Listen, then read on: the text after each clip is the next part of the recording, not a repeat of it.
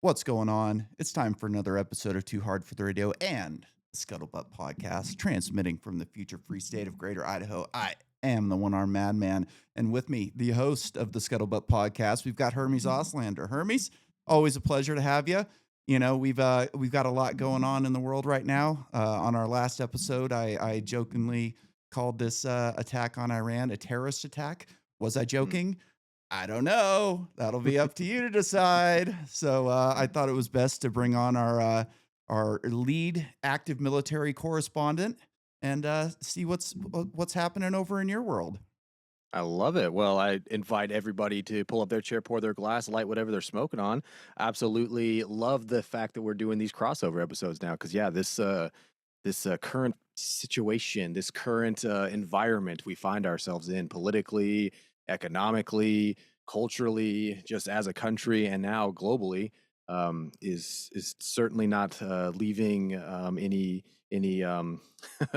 any states of peace or vacuous or lack thereof topics for us to cover. I always have like a running tally or a running note throughout the week so I can Yeah, have my usual I set of got a bunch of podcast. notes on my Exactly. iPad right now too. Stuff I've been listening to Pierce Morgan this week because he actually has a great show. Like he brings Yeah. on different people with different perspectives. They're screaming at each other, but you do get some interesting pieces of information every now and then, aside from just the entertainment factor of these Warhawks like losing at their own fucking game. But Yeah. like one of the most interesting one was Mike Pence came on and he was like, Trump ran on not starting a new war, and Iran started this war 45 years ago. Like, oh, come on, dude. You're really going to roll with that shit? And then he said, it's not a regime change war. It's a leadership decapitation, which is just like Mm. Orwellian doublespeak at its fucking best, right? Absolutely. The double speak, I have been noticing quite a few. Again, I'll save the posts and things in my notes of like, I'll like it, in if I'm on Twitter or whatever, just so I can save it for later, Yeah. so I don't have 1.5 billion bookmarks. And every now, yeah, I would say this week specifically has had a lot of those. Like, I gotta like that, so I could save that later. Yeah. But I don't know if you've noticed this. Speaking of like Orwellian things happening, I'll like something. I know I liked it so that I can find it later. I Mhm. go back to look it up while I'm on the show. I'm like, where the fuck is that post? I'm looking. I guess my like didn't count, or they deleted the post, or what happened. But very often I'm trying to find the thing. And so it's like, yeah, I guess do I not know my own memories? Do I not know my own, like, the reality that I'm actually living in? Should I start questioning what the state is actually providing me as reality now? And by state, it's like the state of the world around me. Like Twitter, can I trust that Twitter isn't removing these things as it sees like a pattern or a Yep. trend of me collecting said data points? Not that I'm conspiratorial or anything, but No, no. it seems like it's starting to are we not starting to bridge this gap now into the double speak, rewriting of history, and Yep. that's not what it said. You didn't actually see that kind of situation. I Yep. feel like I'm starting to bridge. I feel like we're starting to bridge there. So It's yeah, like it's interesting times, man. it's like flood the zone on Twitter. There's so much like different information and clashing information. And I think that there's still people within Twitter that are like, CIA agents Oh, how could they not? That'd be dumb if they didn't do yeah, that. disinformation agents or something like that. Like I remember when Elon took over Twitter, it took like I pointed this out to my co-host and he double checked it for me because I wanted to see if it was just my Twitter. But anyways, Mhm. when I go into the search function on Twitter and you put in an E, what do you think the Mhm. first thing should show up?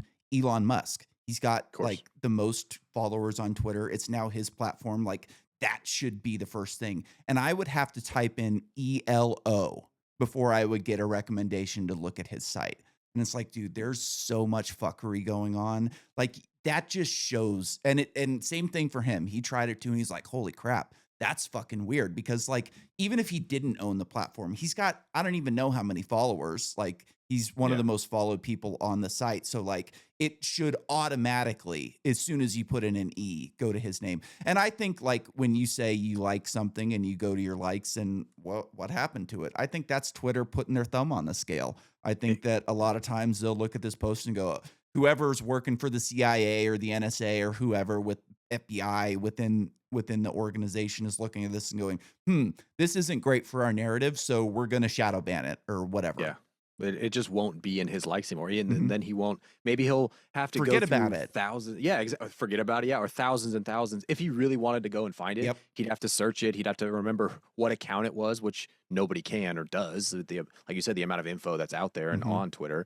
Absolutely. And would it really, and now again, not to be conspiratorial here, because everybody's like, oh, these guys, we're having fun. We're recording a podcast. But at the same time, would it really be that hard to No, do these? No, exactly. it's And a it'd be button. dumb almost, it'd be dumb if you're the NSA or the FBI or CIA, anybody, to not look out for your own interests like this. I mean, we're talking about a day and age where Epstein files are certainly making a stir, and you see that, was it 319 Congress members voted against releasing any sexual misconduct allegations or Yeah. criminal histories? It's like, yeah, if you're in the hot seat, why would it not behoove you to kind of, especially if you have the power to do so, you know, put your thumb on the scale, as you said. So, like Yeah. that would, of course, that and it's not hard. It makes the most sense.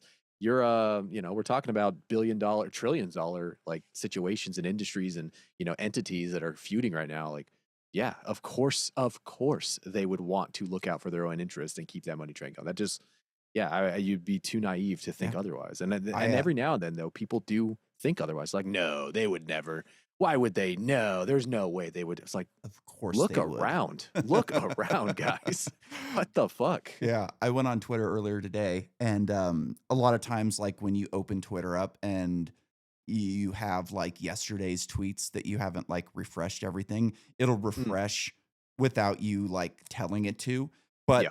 you can kind of get a glimpse at what's at the top. So I opened it up today and I saw oil prices. Like that's all I saw on the tweet was oil prices, and then it re-uploaded, and Hmm. so I go into the search bar and I search oil prices, and it goes error. We can't do this. Try and refresh and try it again. So I close down the app, try it again, still won't let me do it.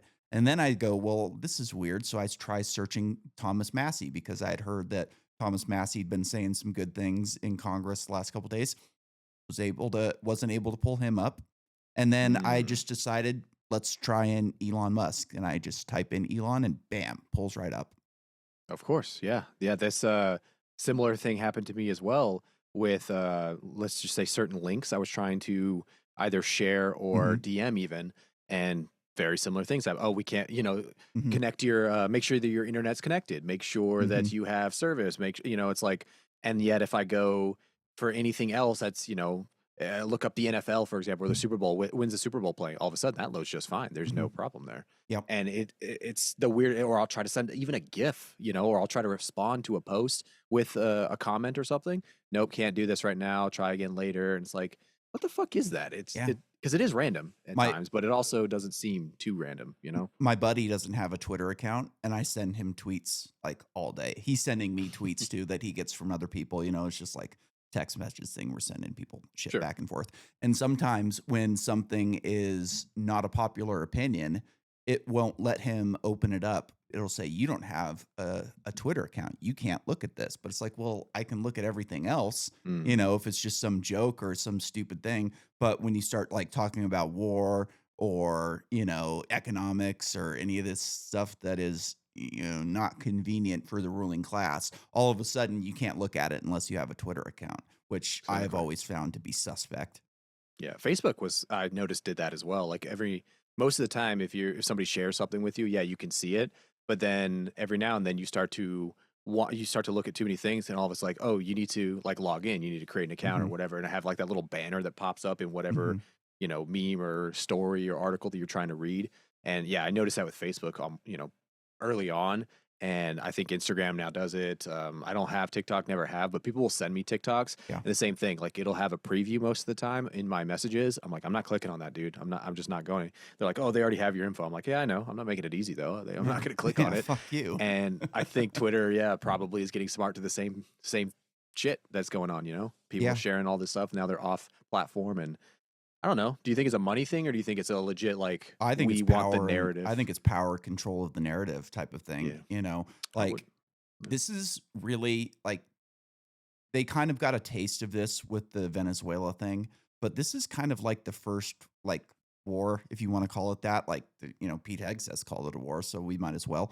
This Hmm. is like the first one that they've really had to deal with where the media has been decentralized. Like typically they're able to control the narrative through Fox News or CNN.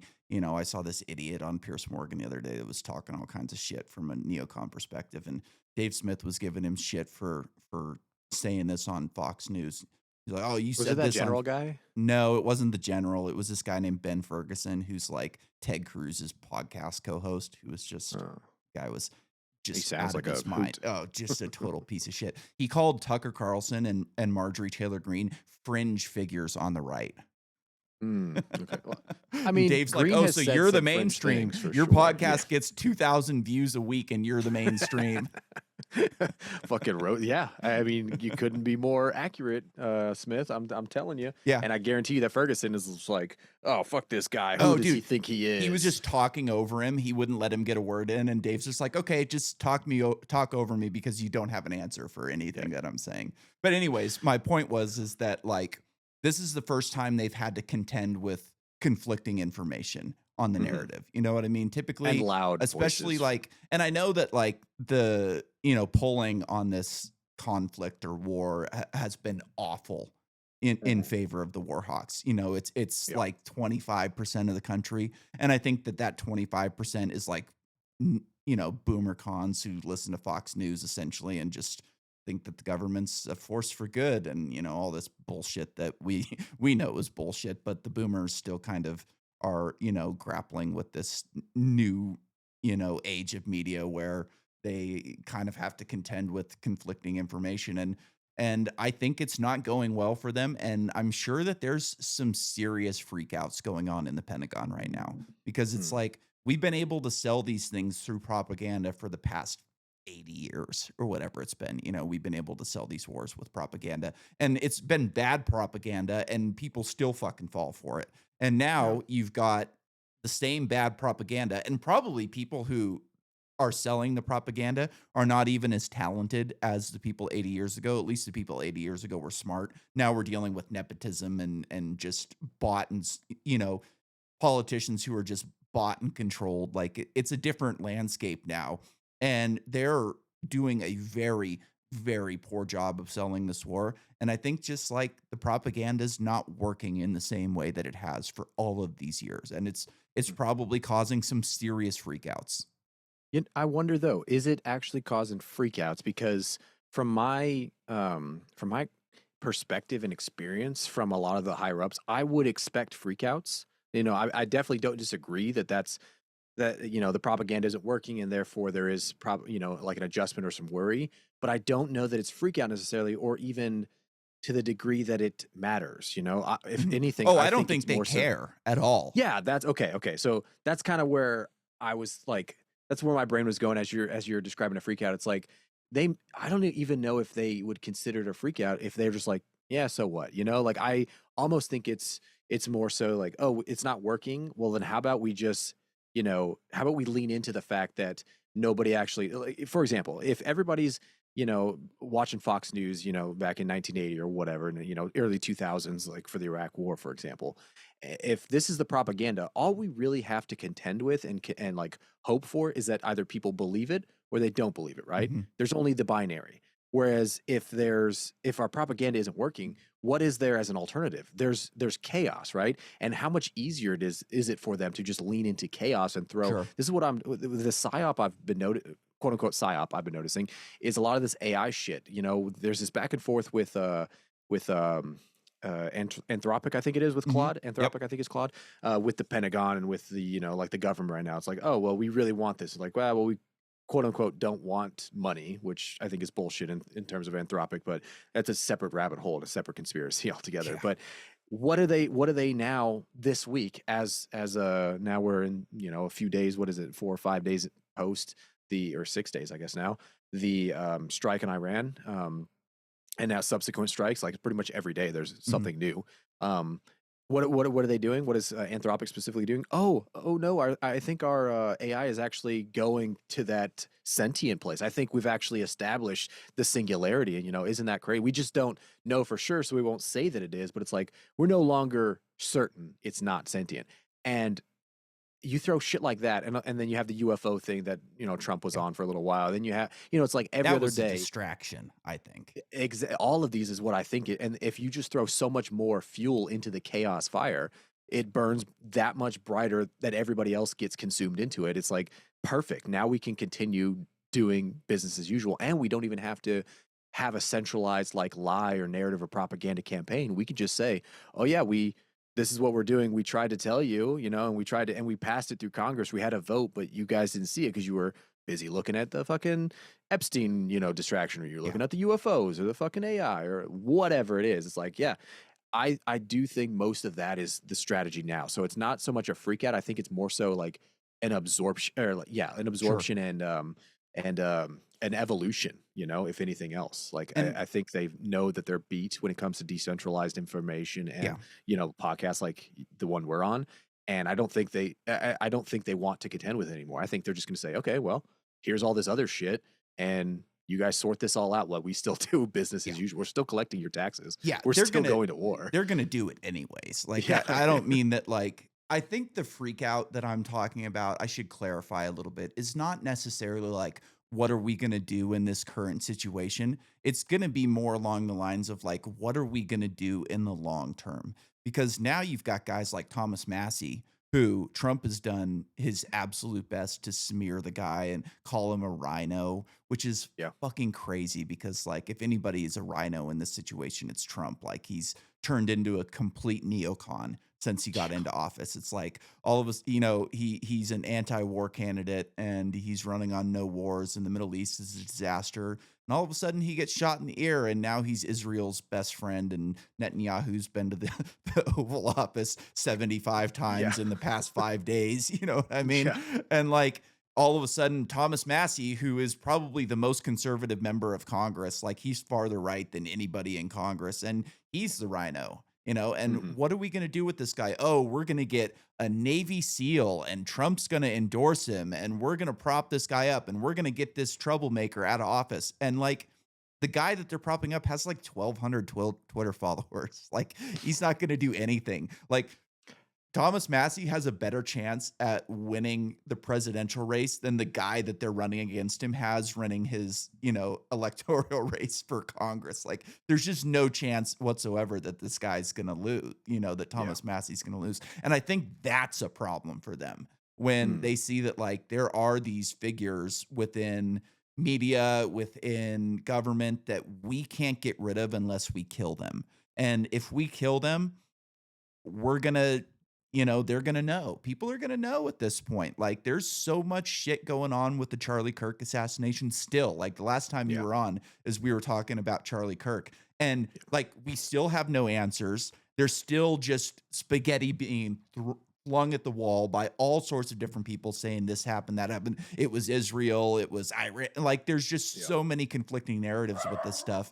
And nobody's gonna buy the government narrative at this point. It's just gone. So, like, do I think that that's a problem for this current situation with Iran? Absolutely not. I don't think they give a shit. And I think permanent Washington, the deep state, the heads of the CIA, these people who have been in Washington that really control what's going on for the Sure. past 40, 50 years, they don't care if the Republicans win or lose in the midterms or in the next election. They can have this. They're going to be able to do the exact same things if a Democrat, if Gavin Newsom wins in Yeah. 2028. Like, they're going to have their same, you know, I was listening to an interview with John Kiriakou a while back, who, if you're not familiar with him, you or the listeners, he's the only guy who was arrested for the torture program in Iraq, and he was arrested Mm. for being a whistleblower about the Yes. torture program, in the Middle East. And he was talking about he was like taking notes in a meeting with one of his bosses that had been in the CIA for like 40 years. Like, this guy got an extension on, typically you have to retire by a certain age, and this guy got an extension for like an extra 10 years. So like we're talking about somebody who has been deeply entrenched within the CIA for 40 years. This guy is the real power in Washington. Like when they talk about the deep state, like this is one of those guys. And he had like a representative for the Clinton administration come in. He was like, "We want to do this and this and this and this and this." And he's like, "Yeah, okay. And Mhm. then like the guy leaves and Kiriaka goes to him. He's like, "Are you really going to do that?" And he's like, "No, I'm not going to do that. Like, I'm going to string him along for a couple years. We'll tell him we're working on it. We'll tell him we're investigating it. And then we'll just keep doing what we're doing. Like, we don't give a shit about these presidents. Like, they don't have any real power in the country." And like, I think these are the people who are like going to have to come up with a different plan. They're going to have to come up with a different way to control things because I don't know, like I like Michael Malice's point about elections. He always says if elections were meaningful, they wouldn't let us do them. Yeah, And yeah, like they'd be I illegal. still think that's going to be the case and they're going to get, people in that are going to go along with the program no matter what. But like there's a clear generational divide going on right now when it comes to falling for the narrative and falling for the propaganda and not. You've Yep. got boomers and some Gen Xers who are just going to go along with the program no matter what the government says. And then you've got millennials and Gen Zs who are just not going to. And, Mhm. a lot of these people who are in permanent Washington right now, it's not their problem, really. They're going to be dead before this problem, like, actually bears fruit in any Manifest, yeah. direction. But like at some point, this is something they're going to have to tackle head on. And I don't know that they know what to do about it. I might wonder why though. Like why uh not even why. So I was actually it's funny you say that because I was thinking of this exact, I have a couple conversations with some colleagues that, throughout the day. One of which is great. He was a previous guest, Lenny, on the show, and he and I will get into very similar debates that you and I, and not debates, discussions, Mhm. and he and I he said something along the lines of like, yeah, you saw that, Congress 319, versus 76 or whatever voted down. It's like, why the fuck are we letting these people vote on their own corruption, kind of a thing? And I was like, yeah, so why are we not rioting in the streets, kind of a thing? And it was just like an offhanded, like meme joke, and we're just referencing each Mhm. other's, like bullshit, right? As we often do. And then I had a site visit with somebody, and he is, I don't know exactly how old he is, but he's my age, if not younger. And he how do I describe him without, obviously I don't want to talk badly about anybody Yeah. behind their back, but he seems very civil and very um uh incapacitated isn't the word I want. All right, let's drop the PC terms. He seems very sheepish, Naive. and not even like he'll say things that you can tell that he's on the same page that we're talking here, where he's like Oh, I got you. he's I part got of you. generation, Yeah. he's a millennial or Gen Z, he's between that age group, and he certainly doesn't agree with Iran because he had asked me straight out, flat out, he's like, oh, so what are your, like, how do you feel? You think, because there's increased security on the bases. I had to get him on the base, and he was like, oh, it was different last time. I was like, well, yeah, well, because of like the Iran thing, and then there was a shooting in Austin. They're anticipating, increased FBCons, Mhm. because there might be an uptick in some, let's say retaliation or protest at the very minimum, specifically in the area that you and I are in right now. And he's like, Blowback, "Oh, I didn't maybe? know that." Yeah, he's like, I don't know, right?" And so I was like, "Yeah, so that's why." Blah blah blah. He's like, "Well, what do you think? Do you think it's dangerous? Do you think this? Do you think that?" And you could tell he's very much like, "Fuck this war. Mhm. Nobody. Why are we going to Iran? That kind of a thing." But he didn't want to say it because I'm a service member. He's not. And he was just like kind of tiptoeing around. I was like, "Oh no, yeah, like nobody wants to go. Yeah, we're on the same page here, dude." But every time it was to that point where he was like to the line of, "Oh yeah, fuck yeah, I'm so glad you said that. Yeah, let's go ride in the street." I had the very clear sense that this is the type of guy, and he's not the lone wolf here. This is the type of person who is never going to pick up arms and ride in the street and kick out the 319 people Yeah. that are voting on their own corruption, Like my buddy, my colleague here, we're both servicemen, and he and I are both like, we'll joke because we're kind of the extreme when it comes to what our opinions are compared to the average person. Not extreme as in like we're ready to go, I don't know, start the next Holocaust, but it's like we'll say something straight up. We'll just be flat out Yeah. about it. And then we'll always have to be like, oh, we're at work, we can't say that, or like, oh, can't say that around this individual because they'll put in an HR complaint, that Mhm. kind of a thing, right? So we're very aware that we are not the average or majority, at least not the vocal majority. So maybe if it's a silent majority, whatever. But this individual, I feel, is more likely. That's the sense I got. And then I came back to the hospital. And I was talking to my buddy about it. I was like, I feel like not only do you and I agree on so many things that we probably are the like again minority, maybe silent majority, if I'm being hopeful today, Mhm. but more than likely, I feel like it's this guy who's like he wants things to change probably. He sees that shit is fucked up. He's getting taxed. He's not happy with the situation of the country or specifically the government, and he's ready to tell me quietly that he disagrees. But the second that, you know, FBI is knocking on his door or the police pull him over for, he doesn't have his papers on him that day, he's going to tuck tail and he's Mhm. going to roll over and show his belly. Like that is very much the sense I got.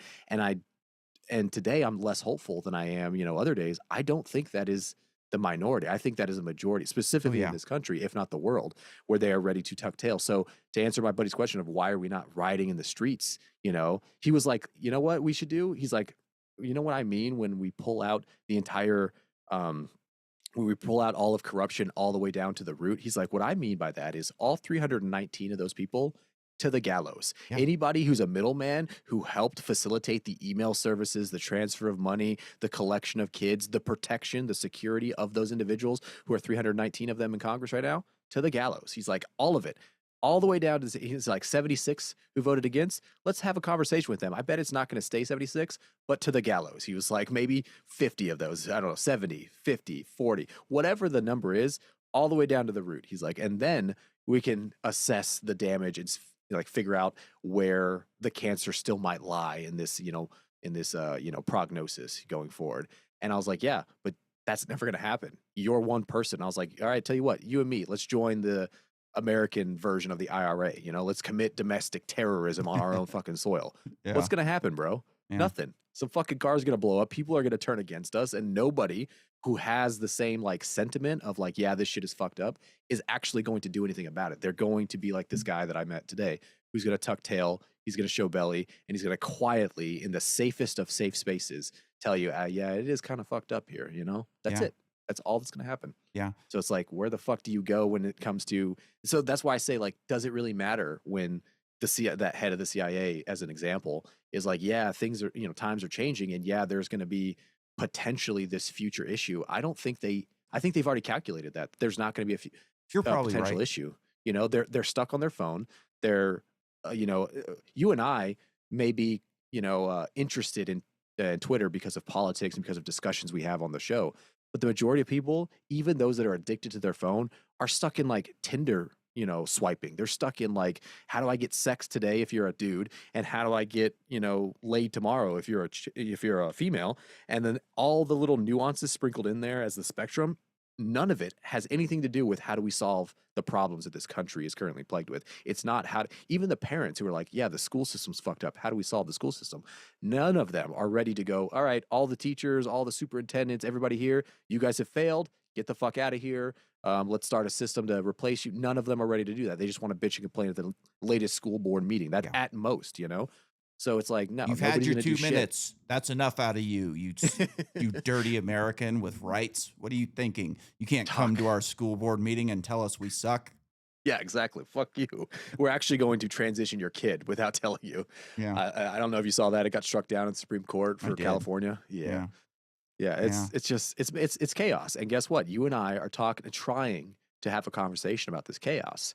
And at the end of the day, is it going to solve anything? Yeah, no, and I agree with you. Like, there's a lot of sheep in this country that are just not willing to rock the boat, or, you know, I think something that people really need to do is like, there's always a hill that you're going to die on. Mm, Maybe it's with your kids, maybe it's transition. Like, there's something, and I think that like most people have never thought out like where they stand on that hill. Like, what is something that I am just unwilling to compromise on no matter what the cost, you know?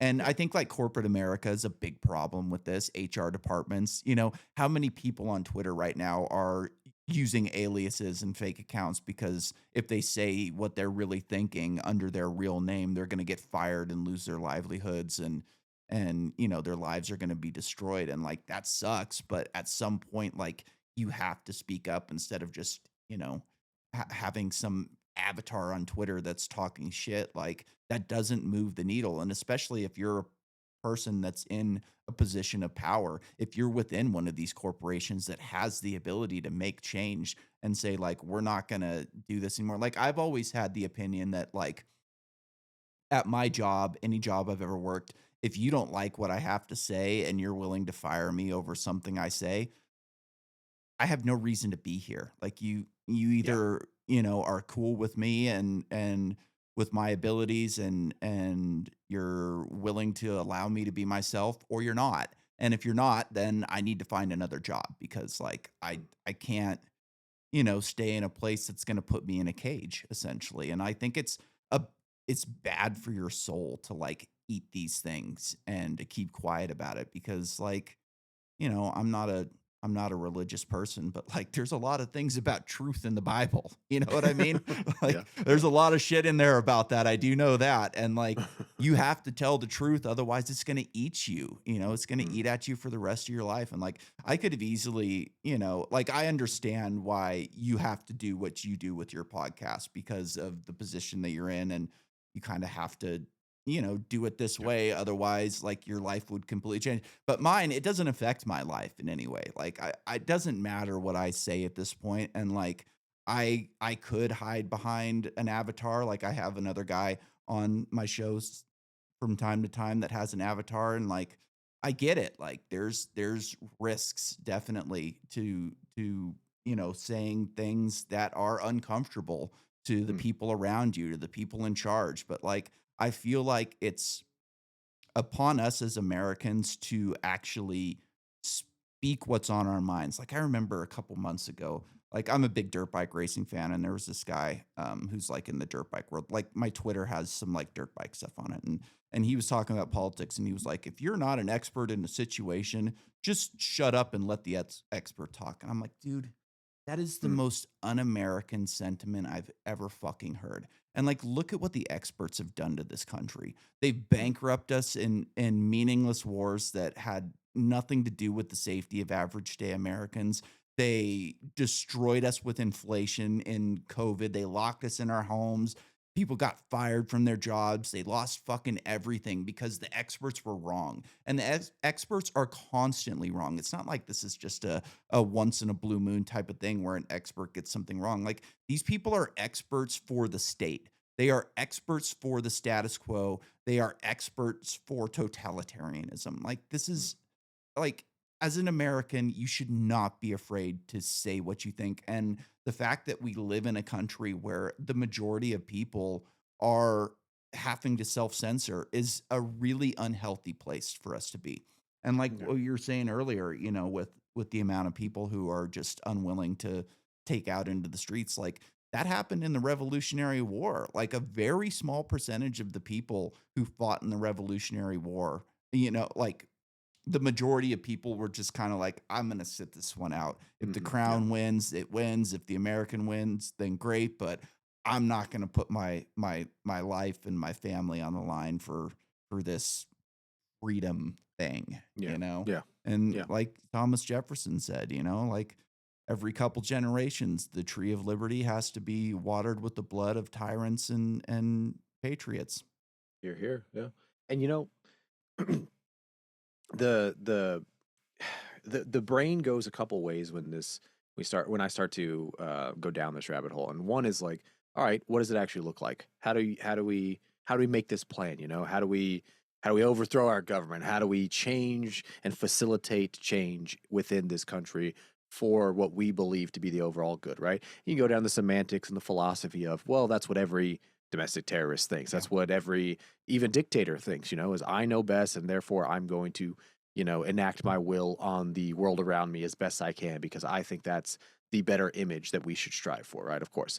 And setting all that, setting all the semantics aside and the discussion aside, I I wonder, and I wonder what it would actually take. And I recently did the math on it, and it takes roughly 15% Yeah. of major infrastructures in a country, and it doesn't take 15% of the entirety. It takes 15% of all, again, strategically placed assets. So Mhm. 15% of the military. I think we're already past that. I really Oh, do. I absolutely believe that.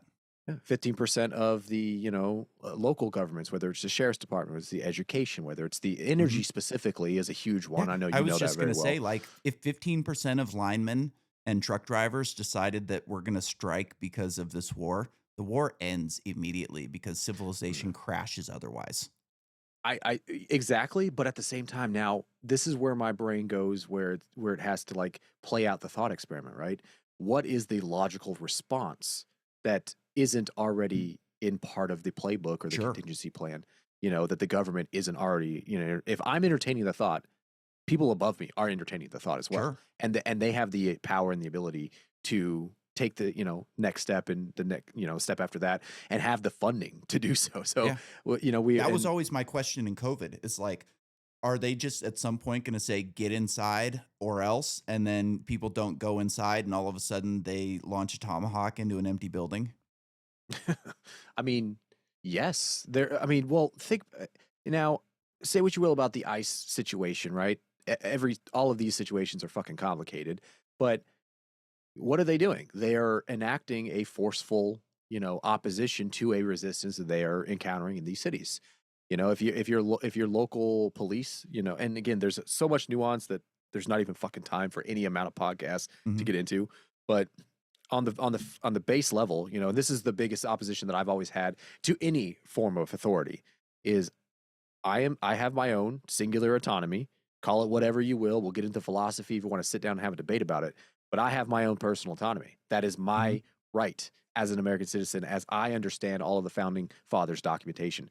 Prior to even the Continental Congress getting established, like I understand, what Lope, what Locke, what Pope, Jefferson, all of them ended, and Madison specifically wanted for both the institution of the governmental, I can't remember the exact line now, but the institution and the logistics of government versus the individual autonomy of said individuals behind the government, not under it, not above it, behind it, within it.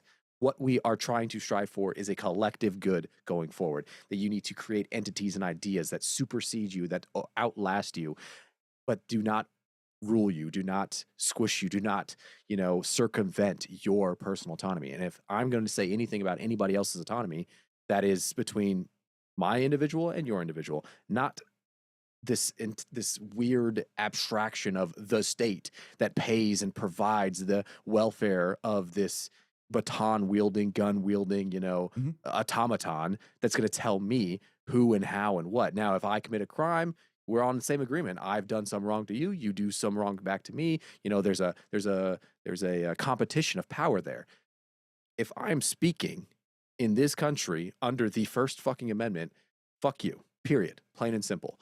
And again, say what you will about the ICE situation. It definitely turns me a certain way. Now, I'm not talking about immigration policy. I'm not talking about crimes committed. I'm not talking about any of that. I'm talking about the simple fact that there is the mechanism of enforcement. Like you said, throw a tomahawk missile into an empty building. This ICE situation is proving that, yeah, that's absolutely a possibility. And we can increase said force proportional to what we think is proportional to whatever offense or resistance we're encountering. So if we had, 15% of the armed forces, that were like, I mean, we saw it during COVID, that were refusing something, Mhm. refusing an order. We fucking threw their ass in the brig. We took 6 guys, because 15%, unfortunately, is still the minority and is going to get overruled by the majority force that's still there, and they're going to hold you down. They're going to stab you. They're going to lock you up. They're going to detain you. They're going to beat the shit out of you. Like, that is what's going to happen. And in this situation, yeah, if going into that thought experiment, now we have 15%. We have truckers, for example, like they did in Canada. Mhm. All right, everybody's assets are frozen. All the gas pumps, we're not going to pump to anybody protesting right now. Anybody who's anybody who's in a federal position. Okay, you donated to the truckers. All right, your assets are now frozen as well. Oh, Mhm. you spoke up on Twitter, which we all, know is very well monitored. All right, your account's now deleted, not locked, not suspended, deleted. Gone. So any millions of followers you had, any voice you had as a podcast, you're deleted. I mean, they could do it to Joe Rogan tomorrow, despite the backlash it might have. It doesn't matter. The chaos that it'll ensue from him getting deleted and his voice being silenced, even if it's for a day, a week, or whatever, It'll subside. will show. It will absolutely demonstrate that that is the power that they do have and they do wield. Now, that's where the thought experiment goes to the next step where I'm kind of like gray on. I'm a little wishy-washy. Like I can tell you what day one, what the first week kind of looks like, especially as 15%, we'll just call it, decides this is what's happening. Similar to the revolution, now we're looking at like the next year where it's like actual military action and logistics of like how are we actually going to beat a superior force. And we got to get lucky a lot of those times, but how are we not going to count on luck here? And that's the gray area where it's like I don't know, that's a little wishy-washy where we're talking about like sound energy and directed Mhm. energy weapons Yeah. and fucking nukes. Yeah, man, It's like you're not gonna win a gunfight against the federal government. yeah, It's just not gonna funding, happen. firepower, like manpower, like what does that actually look like? And to me, it looks like it's not. Yeah, like you said, it's not going to be a victory. So it's like how do you engage with that? How do you jujitsu that? It's like that's the wishy washy. I don't know. I don't think there is, and maybe that's why they know. Like it doesn't matter what they do. It doesn't matter the propaganda. It doesn't matter course of action going forward. Like war, quote unquote, with Iran. I don't care what you call it. We're going. We're bombing. We're doing what the fuck we want. That Yeah. submarine, yeah, it's going to launch ballistic missiles. It doesn't fuck you. So I don't know. Once, what hill would it take for you specifically and personally? Because I mean, we're in a conversation between the two of us. Yeah. What's your hill? It's tough, right? Like I'm with you that like action needs to be taken. And I'm not the first guy to go march out in the streets, like especially when there's nobody else out there. It's like, what am I gonna do? Put myself on blast and stand in front of the capital of Idaho screaming about something Mm, where, nobody else seems to want to have the voice or the, balls to get out there. Like, so I, I think for me, like doing the podcast is probably the best bet and getting on. And I don't have a huge following, but family, friends, people that I grew up with, people that I've worked with over the years, you know you got to give them permission to see that you can say what you mean, say what you feel. And I think, like, man, it's a tough question. Like, I don't know what the exact hill would be until I would see it. You know what I mean? Like, yeah. I know that I can't support these wars. I can't support, you know, memory holding the Epstein files. Like, I can't support these things. And I live in an area where, 80 to 90% of the population is pro Trump. Mm, And like to be a lone voice out in the woods saying, like, hey man, what this guy is doing is not what he sold. This is not what he campaigned on. Like, he said very specific things that he was going to do once he got into office, and he has turned coat and run on every single one of them. And like, I think a big step, honestly, has to be, especially for Republicans, just stop fucking voting. Like, this mm, whole thing where there's this knockdown, drag out fight for who controls the federal government every 4 years is ridiculous, especially when you see that nothing big ever changes depending on who's in office. Sure, we might have some ICE raids, or we might have, different social policies when the Democrats get in. But when it comes to economics and war, the same thing happens. Like, no matter who you vote for, you always get John McCain.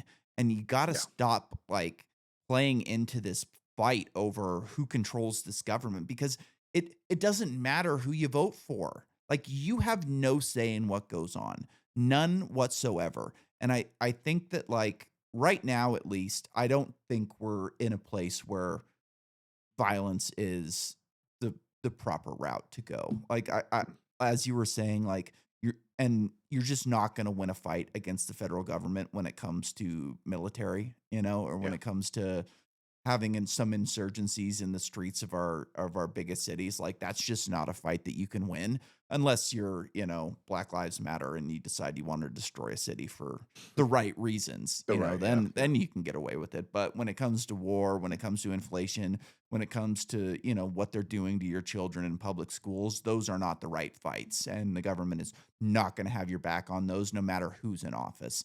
And Mhm. like I think you gotta, another thing is, vote with your dollars is a big Yeah. one. Like, do not support these companies that don't support you, that hate your existence. You couldn't pay me. You couldn't give me a free set of, Nike Air Force Ones right now. You just can't do Yeah. it. Like, I'm not Yeah. gonna wear them. 'em. I'm not gonna do it. Like, I'll spend my money with, smaller companies that I feel deserve it. Like, I'm guilty of buying shit on Amazon for, you know, um, the ease of doing it, but I try and limit my purchases on those, Mhm. the Yeah. best I can. And like, I feel like the best thing that people can do right now, which is not like necessary. I guess I'm kind of obfuscating your question because I'm and kind of being a hypocrite because I said people need to find the hill that they're willing to die on. I haven't seen that hill yet. Um, No. I'll know it when I do see it. Absolutely. Like COVID was it. There was no way you were gonna get me to go along with the COVID shit. I didn't wear a mask the entire time through COVID. I got kicked out of probably a dozen different businesses that I'll never go back to again because I Mhm. refused to wear a mask going in. I pulled the I have medical issues. You're not gonna make me wear a fucking mask type of thing. And I got kicked out of a lot of different businesses that I could probably go back into today, but I won't. There's just Yeah. you're not going to get me to do it. Like you kicked me out, you decided that you were going to, side with the federal government and Dr. Fauci over the American people. And like you said, bodily autonomy. Bodily autonomy is one of the key tenets to like libertarian philosophy. It's bodily autonomy and the non-aggression principle. Like those are the big points that like we really find to be, our core principles. Tenant. Yeah. Yeah. Yeah. And like you're just not going to get me to go back into that business ever again. I don't care if I guarantee I could go into 10 out of 12 of those businesses and say, "Hey, were you wrong to kick me out?" And they'd be like, "Yeah, I didn't want to do it, but I had to do it because Mhm. otherwise I'd run a risk of losing my business." And like in many cases, like I got kicked out. I don't smoke weed anymore, but I used to. And I would go to Oregon to go to these weed shops. And like one of the weed shops like didn't make you wear a mask. They just didn't care. They're like, "Nah, we don't care. It's on you if you want to wear it, great." And then one a couple blocks away, you couldn't even come to the front door without a mask on. And they're terrified that they're going to it's like, "Dude, there's another shop right up the street that's not doing Nothing's this. happening. Like you don't have to do this. You're choosing to do it. And you're Yeah. choosing to bend the knee to these evil fucking tyrants who are destroying people's lives rather than side with American people who don't want this because there's not a single person who's walking into that shop that wants to wear that mask. There's not a single person working in that shop that wants to wear that mask, but you've got some fucking pussy that owns the place who's never even there, which Yeah. makes it a lot easier for him to make the policy, right? Of And course. Yeah. so for me, like that was a hill for me. It's like I'm not wearing this mask. I'm not getting these vaccines. Like I got kicked out of multiple doctors' offices, like a lot of different doctors' offices. I got kicked out of a doctor's office during COVID because I refused to answer COVID questions on a fucking phone appointment. It was a phone appointment. It was a video Yeah. appointment. They wanted to know if I got vaccinated, if I've Oh my traveled to god. different countries, if I've come into contact with anyone that's had COVID. It's like this you don't need It. to know this. Like this is Yeah. none of your fucking business. Like I'm not going to answer those questions. And they told me I was being combative with the staff. Mm. I love it. I love that. I love that. You don't feel safe as staff. Okay. All right. Well, that must supersede We're my on the ability to. phone. What are you doing? Like Exactly. this is ridiculous. Yeah, exactly. Yeah, you don't feel safe virtually for the virtual punch I'm about to and the Oh, virtual virus I'm somehow spreading through these God interwebs. forbid I cough on my phone. Ugh. But that I the same guy that I was telling you has those sheep mentalities had brought up COVID and he had moved, to he was in Texas prior to it. He was like, yeah, I don't know what lock because he'd asked me like where you were living at that time, like what was quote unquote lockdown like? Because I was in Texas during that time and Mhm. we didn't have a lockdown. It was kind of like, yeah, please social distance and Yeah. please, if you want to wear a mask. But that was it. It was like nobody did anything different. Everybody was like, nah. And so I didn't, he was describing this to me. I didn't experience lockdown like that. And I was like, yeah, that was definitely a different experience for me. But, I'm glad Texas, did that and so on and so forth. And I was Yeah. like, did you notice when you moved to this area that it was different? He's like, yeah, you definitely felt it was different, but I kind of like missed the big wave of it and all Yeah. that stuff. So I can't complain too much and yada, yada, yada. And again, back to like the sheepish, like, yeah, I'm not going to complain and nobody, Real nobody wants to real hear quick me on COVID, I complain. had to have surgery while I was during COVID. I had like a hemorrhoid surgery I had to have, and so I had to go to the hospital, and they made me wear a mask when I walked into the hospital, and this was like the one time that I had to bow down and wear it because like I'm You're sitting about on a to, pine yeah. cone and I need to have it removed, you know? So Yeah. I wear the mask and then I go into the room and they're like, you don't have to wear the mask while you're in the room. So I didn't wear the mask. And then as they're letting me out of the hospital, they're like, "Okay, you have to wear a mask when you go through the hospital." And I'm like, "I'm not doing that." And they're It's like, already done. "Well, you have to." And I'm like, "No, I don't. You can No, kick me out. actually. Like, what are you doing? You can kick me out for not wearing it, but I'm not going to wear it." And they sat me in there for like 20 minutes or 30 minutes, like trying to convince me to put this fucking mask on to leave the hospital. I'm just like, there's nothing you can do to me at this point. What are you going to do? You going to arrest me? You going to have the You're going to cops take come in the, and have them like pull the mask over my face while you wheel me out of this place? Like, I'll just walk out right now. Like, it's yeah. going to suck to walk, but I'll do it. Like, I don't have to use your wheelchair. The only reason I have to be in the wheelchair is because your stupid insurance makes me. So, like, what are you going to do? And it was just funny, like, watching their minds explode because they had no idea what to do with me at that point. They're Yeah. like, Yeah. well, They you haven't have to. experienced that And it's yet. like, Yeah. I don't have to do shit. I don't have to listen to you. I'm done with this surgery. I can leave. There's a dozen other hospitals in my local area that I can go to in the future if I need to. Like, you can ban me from this place for life. You can do whatever you think you got to do, but I'm not putting that fucking thing on again. Have you, does your timeline ever give you don't forget what they did Yeah. videos? Oh, yeah.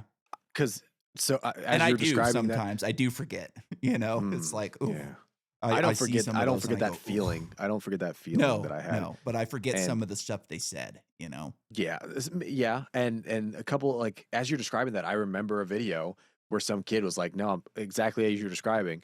No, fuck you. I'm not gonna wear this mask. There's no reason to. I'm outside." Yeah. And they fucking chokeholded his ass. Yeah. He fell on his face, and the guy I remember like the big fat slob security guard picked him up by like the back of his pants and like the front of his shirt, and just like quite literally picked him up like a sack of potatoes and tossed him out of the door. Or into where were they? I think it was yeah, he was like in a CVS. I think he was like in the parking lot area of the CVS, and he tossed him into the parking lot. They And it was like, arrested mothers at a playground 30 miles from my house. no fucking shit. Mothers at a playground in Idaho, the most conservative state in the fucking union. They Mm. arrested mothers at a goddamn playground. Yep. And and to your point of like nobody wanted to, not to like backtrack, but like this weed shop for example, and like nobody in there wants to wear the mask. Nobody in there wants to enforce wearing the Uh-uh. mask. There are those fucking Karens out there Oh, who sure. wants to wear the mask because they want to have the excuse to tell you you're not wearing your mask. They're wearing their mask and you're not. It And was there a is some shop out there who wants some security guard, Yeah. who wants to choke you out and throw you Oh, out because he can't. absolutely. He Oh, has the excuse right now. yeah, You know? absolutely. They wanted to throw him. And the funny thing was, is I had permission from the owner not to wear the mask. And I go Yeah. in and they just start screaming at me right away. And I start yelling back at them. And it's it was just such this, it was so stupid. It's And I'm surreal sure looking sometimes. back on it, a lot of them go, that was stupid. I probably shouldn't have freaked out. I don't think they do. But I mean, a maybe lot of some, them but don't. A lot of them, yeah. like you said, they're just like I watch a lot of body cam videos on YouTube. Like Same. I hate corrupt cops and I love watching corrupt cops, but I also like watching crazy people. And a Yeah, good same. portion of the time when I watch a crazy person video, I don't think the cop had a right to do what they were doing. Like it's like Mm, a lot of times it's people getting kicked out of an airport or something like that. and they're Mhm. walking away and they say something as they're walking away. They'll a big one is like they'll call it, "Oh, you're just being racist," and then all of a sudden they cuff him. It's like, well, what the fuck? He was walking away, and now you're arresting them for trespass after notice. Like he was like I saw one the other day where this woman was, getting kicked out of a convenience store for doing nothing wrong. Her kids brought in candy with them, and Mhm. the convenience store owner was like saying, "Oh, your kids stole that candy." And it turns out they bought the candy at like a different shop, like right up the street. And the cops were able to like confirm that they bought the candy there. It was on video, Yeah. and that like the moms are freaking out that this store owner is treating them like shit, and the store owner trespasses them, and the cops are just being dicks, just absolute dicks. And as the moms are leaving, one of them like exits the property and then comes back to take a picture of the cop's license plate, and they arrest her for trespass after warning. And you go, what the They fuck? could, Like, you because just they could. wanted to arrest somebody. Like, Yeah. it has nothing to do with freedom or trespassing. You got pissed off because this woman wasn't bowing down to your fucking directives, and you decided you just wanted to arrest her. And, Well, like, that's the thing. that's a big thing. And, like, a lot of times I get to thinking, like, okay, policing in America is changing because of YouTube. And then you go to the comments of some of these videos, and you just realize that a lot of people are authoritarians and they just want people locked up.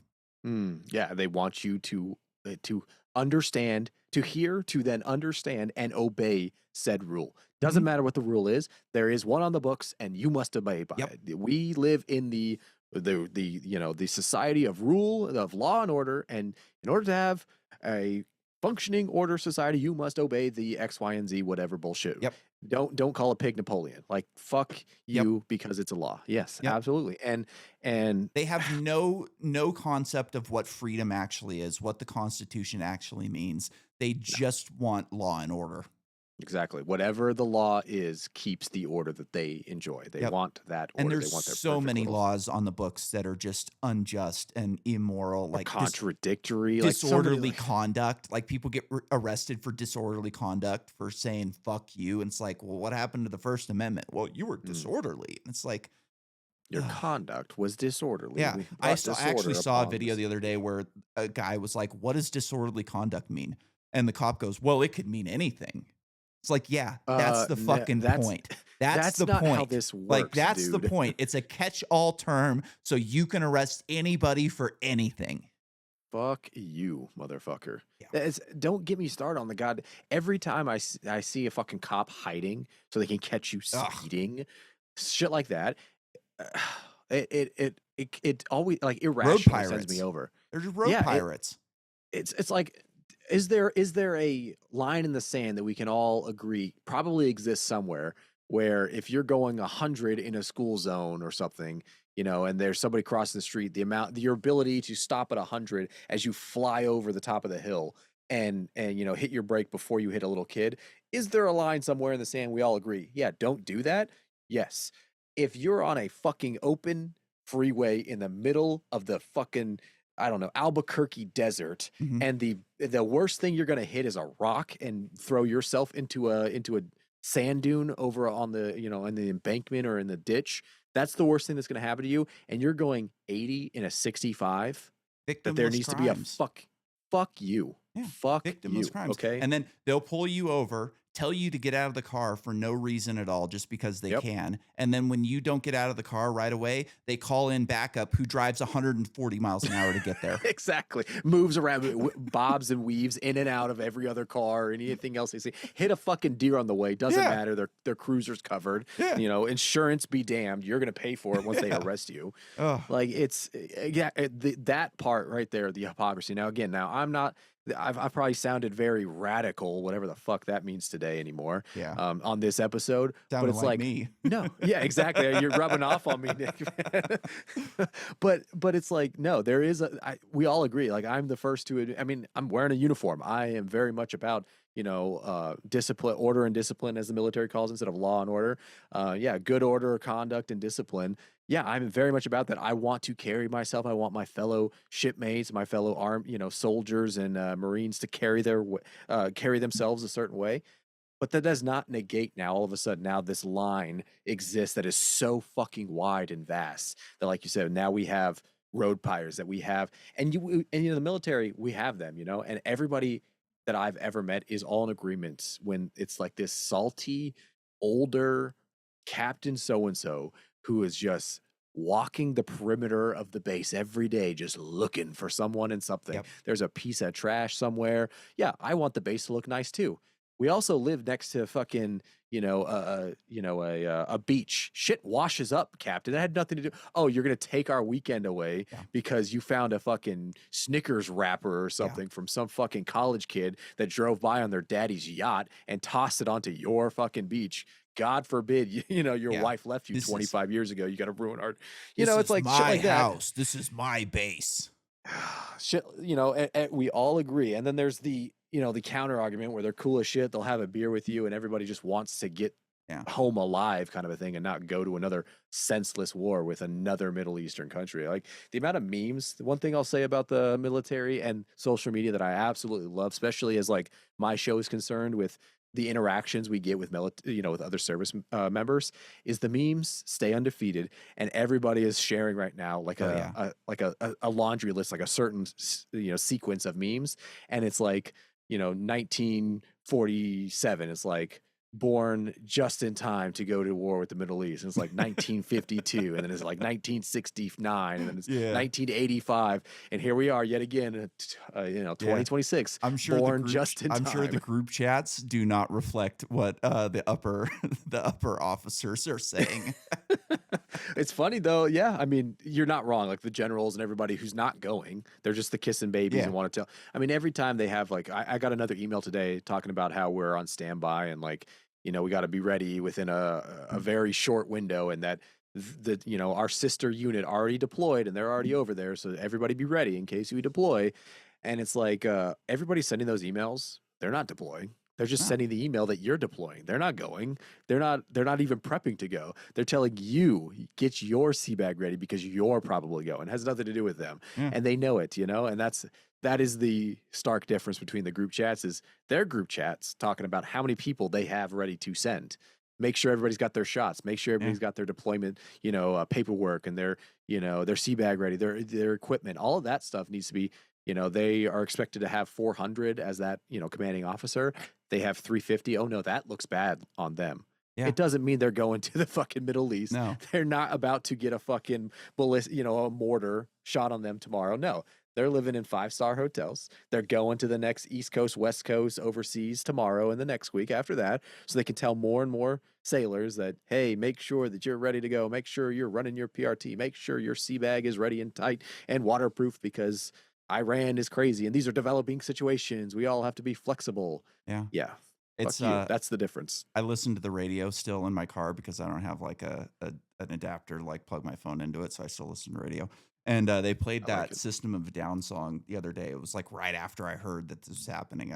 I heard this song play and I was like, oh, what great timing. And it was the one, I think it's called Irony. Chop Suey. It might be called something else. I don't remember what it's called, but the line is like, why don't the presidents fight the war? Why do they always send the poor? And then the Yeah. other line is like, bathed in oil, screaming freedom. And it's like, God damn it. Like that is perfect time. It's exactly what's going on. You've got these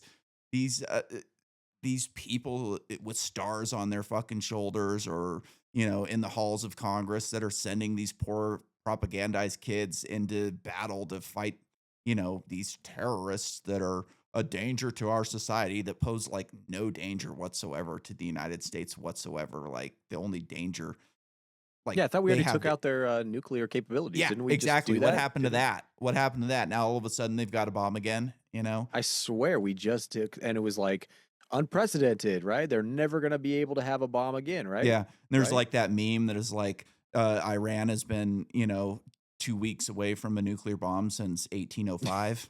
Exactly. I wonder why that is. I wonder who needs a new excuse Yeah. and needs another person as that excuse. And the Yeah, answer to who? that would be Israel, I think. Like Oh, this don't is, get me. yeah, Yeah, I yeah. We mean, don't need to go yeah. into there. We don't make jokes about the Mossad on this show. I mean, unless you want to end up Charlie Kirked, Yeah, as they're yeah, calling it. we It's a don't joke verb about now. Mossad on this show. The CIA, I will poke fun at, but not Mossad. We don't go there. Your phone's about to blow up on you. I just bought a pager a couple weeks ago, unfortunately. So Damn it. See, we were trying to go backwards to get away from all the spying, and we actually led right into the Mossad's hand of explosive, incendiary technology and devices. yeah, Yeah. Did you see that Marine that was protesting in the, I assume you did, that was protesting in, I want to say the House, and ended up getting his, you didn't see this shit. No. I'm scrolling here to get his name right. And lo and behold, I'm going through my likes. I don't see the individual I'm trying to find. Look at that. And I swear to God, I just liked it today so that I had it for this. Here it is. All right. Brian McGinn. Now, it's not the post I was looking for, but it's actually a post from him. Brian McGinnis. Yes. McGinnis over on Twitter. Yeah. He was in full uniform and verbally began to, what's the proper vernacular here? Not protest, because he wasn't in an organized group. He was giving somebody a tongue lashing. He was in the House, and he began to loudly verbalize his disdain for sending people like him overseas to die. Security, obviously, as they always do, very quickly went to stop him from doing that by detaining him and forcefully removing him from said house. And in the process, what was that guy? What's his congressman? I do have it right here because I have a series of, because I was afraid of this happening. Tim Sheehy? I don't know that one. I think he's from Montana. He ex-SEAL and ends up, you know what? I can share my screen here, right? With you. Go for it. This would actually be really good. And I love the context that was added from, the community notes rather. Oh, it's brilliant. Let me give you. Great sometimes. Sometimes it's bad, really but sometimes it's really good. Let me share the sound as well. Yeah, go ahead. Just in case it pops up here. If it doesn't share, it doesn't share. Yep, but you'll be able to see it. Oh, yeah. So look at that. Broke his hand in the process of removing him. And this fucker, Tim, said that he was de-escalating, right? That's what he says right here. Let me show here. The gentleman came looking for confrontation. He got one, yada, yada. He's acting like a big dude, right? De-escalate the situation is the key word. That's the first thing right here. Community note. Senator describes de-escalation, but video reporting shows he joined the officers by physically grabbing the Marine's legs and arms before it breaks. Jesus. Yeah. That reminds me of like some of my favorite police videos is when you get these guys that have like "For the People" tattooed on their arm, and you can see it like as they're beating the shit out of somebody for absolutely nothing. I was de-escalating the situation by breaking my hand over his nose. Yeah, this guy looks really de-escalatory as he grabs his fucking leg in his waist as he's pulling him as he breaks his arm there.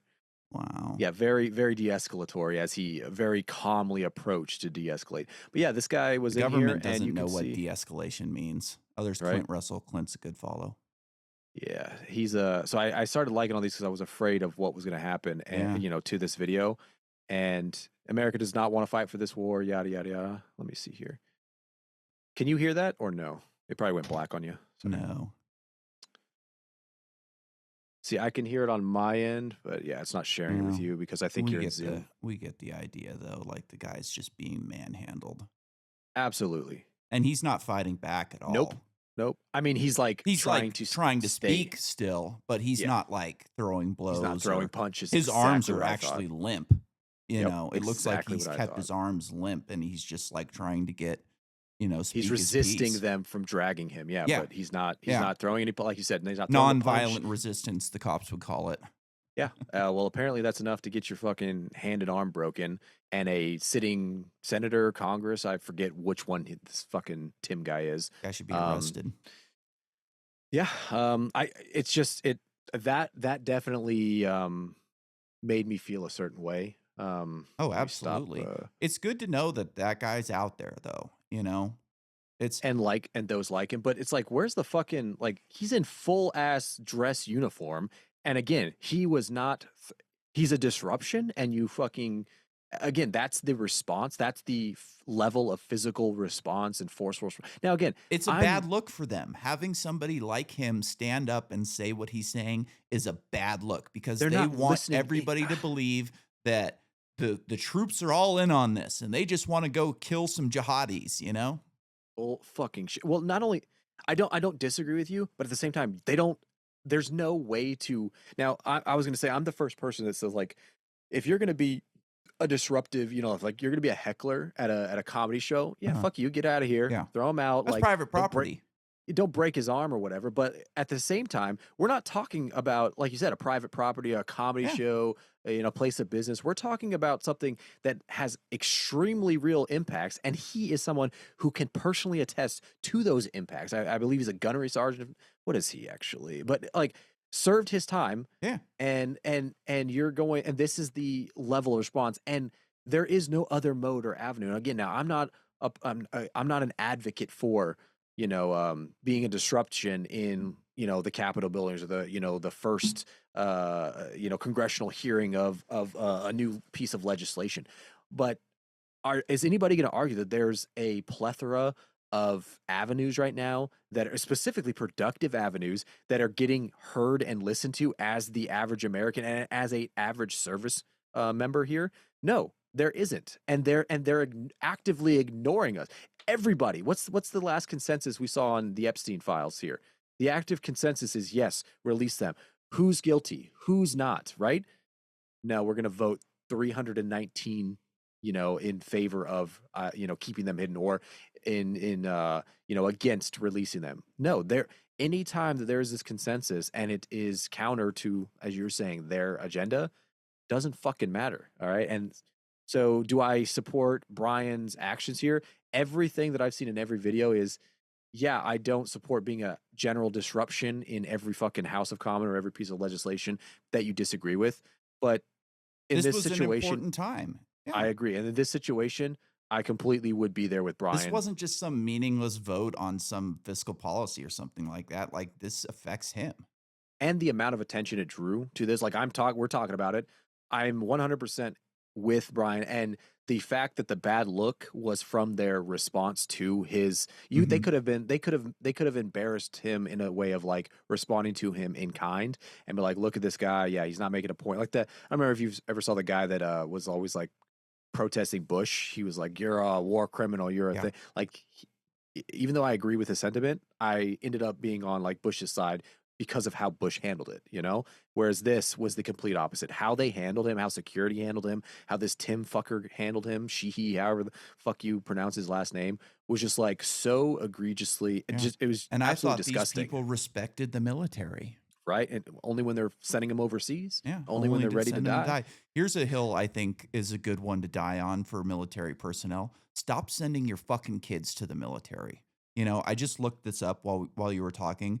Um, about 61% of US Army soldiers come from families where a parent, grandparent, or sibling served. Over 80% of Army recruits have some relative, including extended family.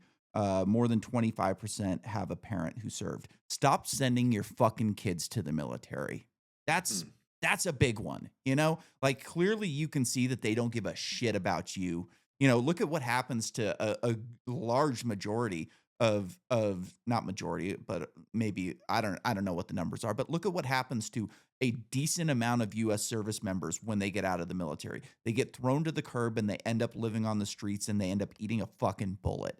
Like these Yeah. people do not have your best interests. This is not your great grandfather's army where you were protecting the homeland and keeping us safe, from external threats. Like these are wars of choice Mm. where we do not have any reason to go into Iran right now except, maybe for other countries' benefits, but Mm.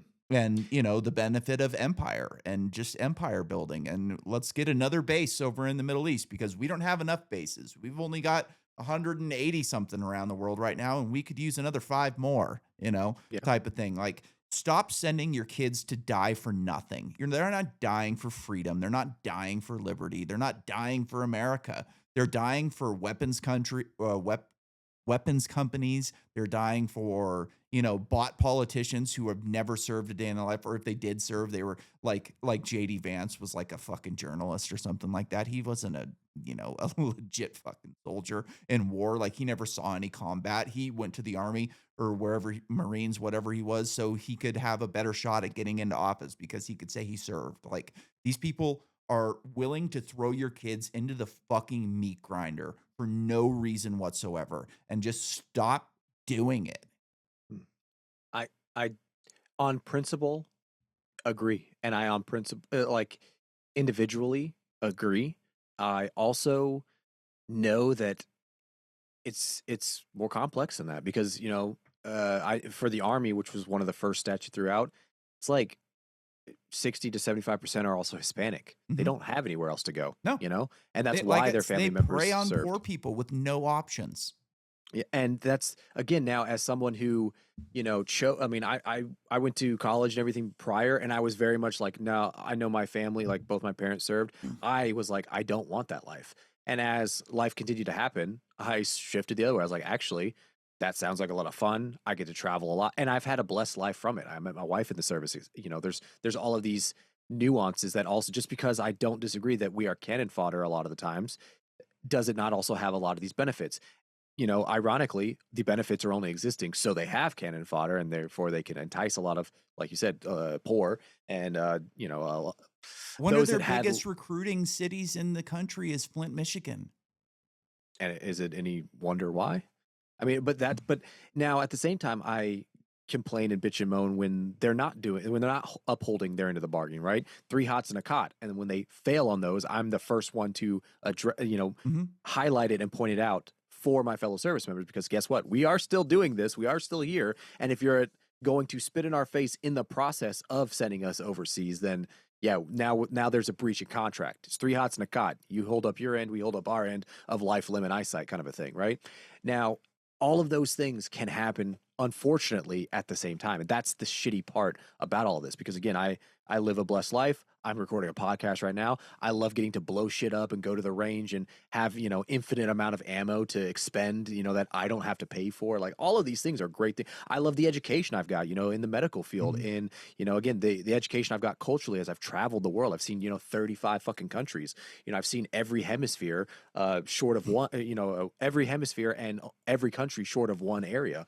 And it's like, and soon it's going to be knocked out as part of the dominoes, especially with Iran. That's, popping off. We're probably going to have to go into these areas. So it's like all of those things can happen at the same time. And I think the shittiest part is that even myself knowing the average army cat, the average Marine out there does not know this. They're ready to go over and blow shit up, kill the jihadists. They're ready to swallow the propaganda. Of course, Mhm. nobody's going to argue that is the situation here, especially when they grow up watching Top Gun and Black Oh, Hawk yeah. Down and all this other shit. They want to be cool. All right. And I knew from a very young age that wasn't me. And even having said that, as the arrogance is flowing from my fucking pores here in that I'm so superior in my knowledge, but I still saw my trajectory and my desires in life and knew you couldn't pay me enough to be a doctor. Like that was the road I was on. I was like, I don't actually want to do this. I do not want to be a shill for pharmaceutical Mhm. companies. I do not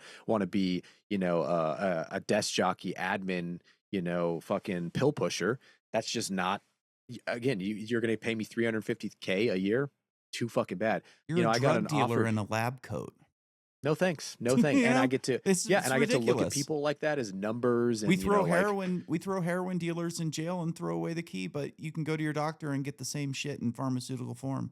pharmaceutical grade, no less. Yeah. No additives, no impurities, perfect lab tested and treated pharmaceutical grade smack. Mhm. Absolutely. And we were just having this conversation today. How many kids in this country are on meth right now? Yeah, don't get me started. And there's so many options as to oh, that first set of smack didn't quite do it. Tell you Let's what, try we'll it up the again. dosage and try this one. How about we add this other form of it on top of the one you're already now you're at 50 milligrams Yeah. of both of these interacting Dude, with each other. How's that doing for your attention now? dude, I've You been know? having problems with my skin for like the last year. I've had a rash that keeps coming and going. And like I finally went to the doctor for it, and she was like, "Oh, let's give you this prescription and that prescription and this prescription and that prescription." And one of the questions I had was like, maybe I have parasites. Like I had an aunt that took ivermectin Mm. and passed a bunch of parasites. And the doctor kind of scoffed at me. Oh, that stuff doesn't work. And it's like, well, what are you talking about? Ivermectin doesn't work. They give it to billion people a year. Of course it fucking works. So I ended up taking the horse paste online, passed a bunch of fucking parasites, and just still battling with my skin issues. None of the creams, none of the meds worked. And finally, like a couple weeks ago, I like started asking ChatGPT about it because it's just not going away, you know? Yeah. And ChatGPT asked me, what kind of soap were you using? I said, what kind of soap? I was using a hemp soap, which I thought was all natural. Mm. And it's like, oh no, that specific hemp soap has a fragrance in it, and fragrance could be a problem for your skin. I switched to a fragrance-free soap, and it's finally going away. It Like cleared up. all Yeah. the doctor wanted to just throw a bunch of fucking drugs at it so she could get a cut from the pharmaceutical industries. And the easiest possible solution, what kind of soap are you using, never crossed her mind whatsoever. Yep. It's infuriating. Yeah. And case in point, everybody has to answer that question themselves, especially those that are serving. And unfortunately, I think a lot of individuals find out too late. Now, again, as someone who didn't, and so far has not found out too late, like I know exactly who I am, I know exactly what I'm doing, why I want to do things, what my hills that I'm ready to die on are. Um, and being in uniform is one of those things that I do not necessarily regret, but I wish things about it would change. Mhm. And politicians and the elite, so to speak, sending the cannon fodder to die is one of those things that I can constantly speak out against and constantly vehemently disagree with, but also at the same time agree that the military as a whole is a great institution. The brotherhood that you find, the camaraderie, the badassery of discipline and holding Yeah. yourself to these standards and living a life again alongside your you know fellow servicemen, and the good humanitarian efforts, which is a lot of the missions I've done previously to any of these conflicts, is fucking fantastic. It's just it is such a shame that it gets tainted with Yeah. all this other shit that is very accurate. And you can find Protecting that opi. And you can Well, find that stuff elsewhere. Like a lot of the things that you just described about the good portions of the military existed in line work. You know, you're mm, working with a crew every day that's got your back, and their whole goal is to keep you from dying and, yeah. you know, keep you going home to your family every day. I was working in North Dakota one night. We Everything went wrong on this job, and we're out. It's like 11, 12 o'clock at night. It's like -30, and we're just everybody's miserable trying to like get this job finished, you know? And at one point we're like standing up on this 80-foot pole, the wind's blowing, and I kind of like was noticing that everybody was dragging ass and just not happy to be there. And I was like, hey guys, like think about it. This is what you signed up to do. You took the job here. You wanted to work up in the middle of nowhere in one of the worst climates in the country, probably the worst climate in the country, one of the worst climates in the world. Like this is you're doing it. Like you're doing Yeah. something that 90% of the people on this planet couldn't or would never do. Like this is badass. Like think Hmm. about it in that way. And like everybody kind of, you know, pepped up and we got the job done.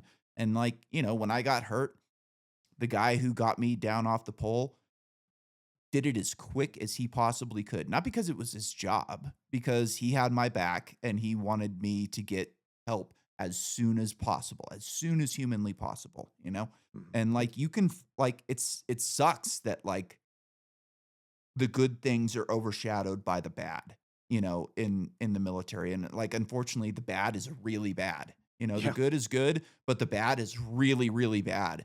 And you can find the good stuff out there in the private sector, you know, like uh, uh, bringing energy to well sites in North Dakota so you can, you know, get people cheaper fuel in their cars every day is not a nothing job. Like you're doing something to help everyday Americans improve their lives. Like anytime energy prices go down, it's just better for everybody. The basis of production is energy. Sure. Prices go down, gas prices go down. You have more options. You can go on a vacation, maybe. You know, if Hmm. gas prices, and as I'm saying this, I remembered gas prices are up 35% this week. and, Yeah, shocker. Why? 60% on the year. Imagine that, and Yeah. the Strait of Hormuz closes down and all of a sudden all the gas goes in. But anyways, my point was just that like Of there are course. ways to find that camaraderie, to find that badassery in other ways. Of course. Of course. And it's it's it's again, everybody's got to answer that themselves as to where and why and how, of course.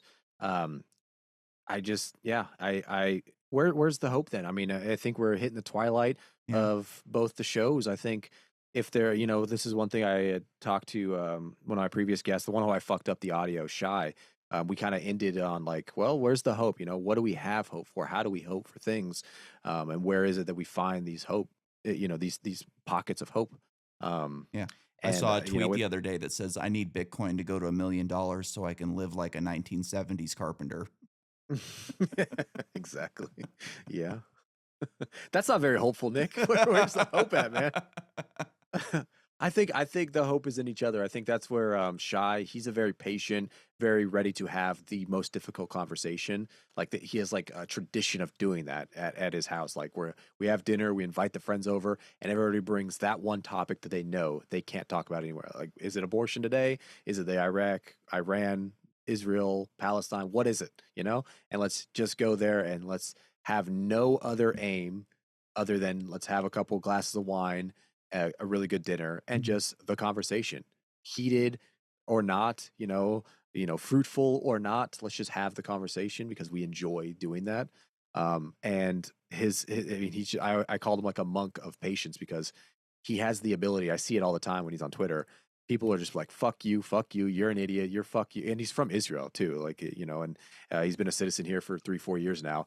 I love that he can respond to someone in Hebrew and then respond to someone in English and give them the cross back and forth and people will immediately just assume, oh, you're Israel, fuck you, Yeah. motherfucker, fuck this guy, fuck everything he's ever stood for. And he's like, well, actually, I could tell you, like, this is what I think, this is why I think it all. Yeah. So Hey, Bibi Netanyahu was on his way out before this thing in Gaza started. it Like seems to always happen that way he too. had off like he was getting ready to be impeached. Like they're calling him a war criminal in international courts. Like he was on his way out, and then all of a sudden this Funny how attack that happens. happens where the military seems to stand down like Uvalde, Texas, and now he's got support again. Shocker. Shocker.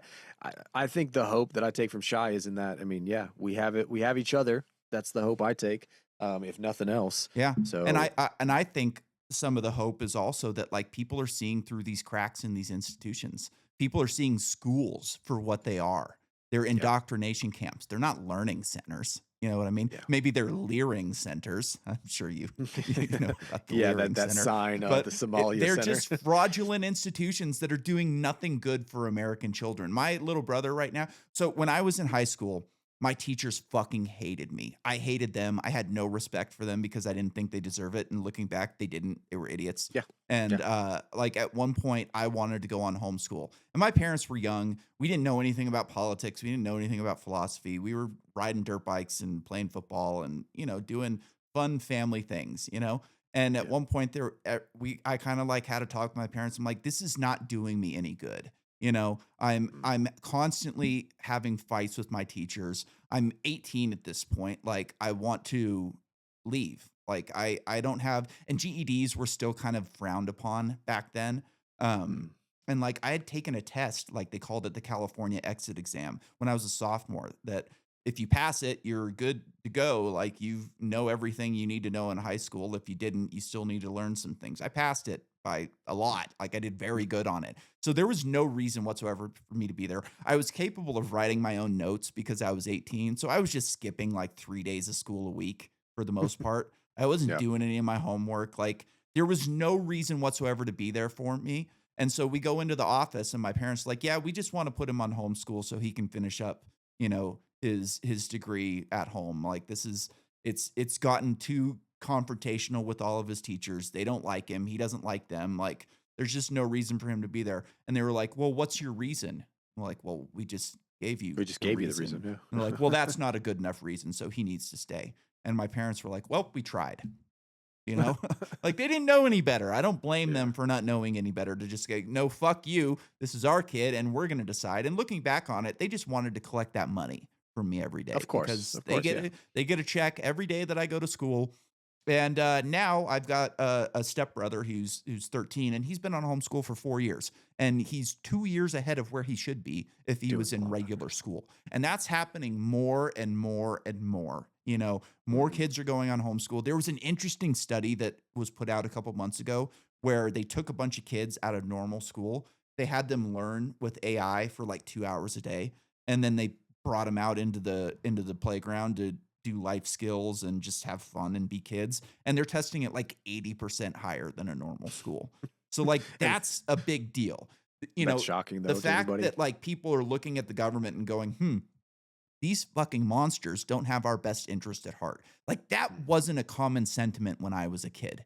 Like I Yeah. remember after 9/11, I was all for turn the Middle East into a parking lot, you know, and it Yeah. was based off of George W. Bush. Like I didn't know any better. I didn't know Same. that there was people out there saying that this guy's an idiot and he Same. doesn't know Same. what he's doing and this is ridiculous. And you know, you kind of looked at those people as, oh, you're either with me or with the terrorists. And like that's kind of how I thought.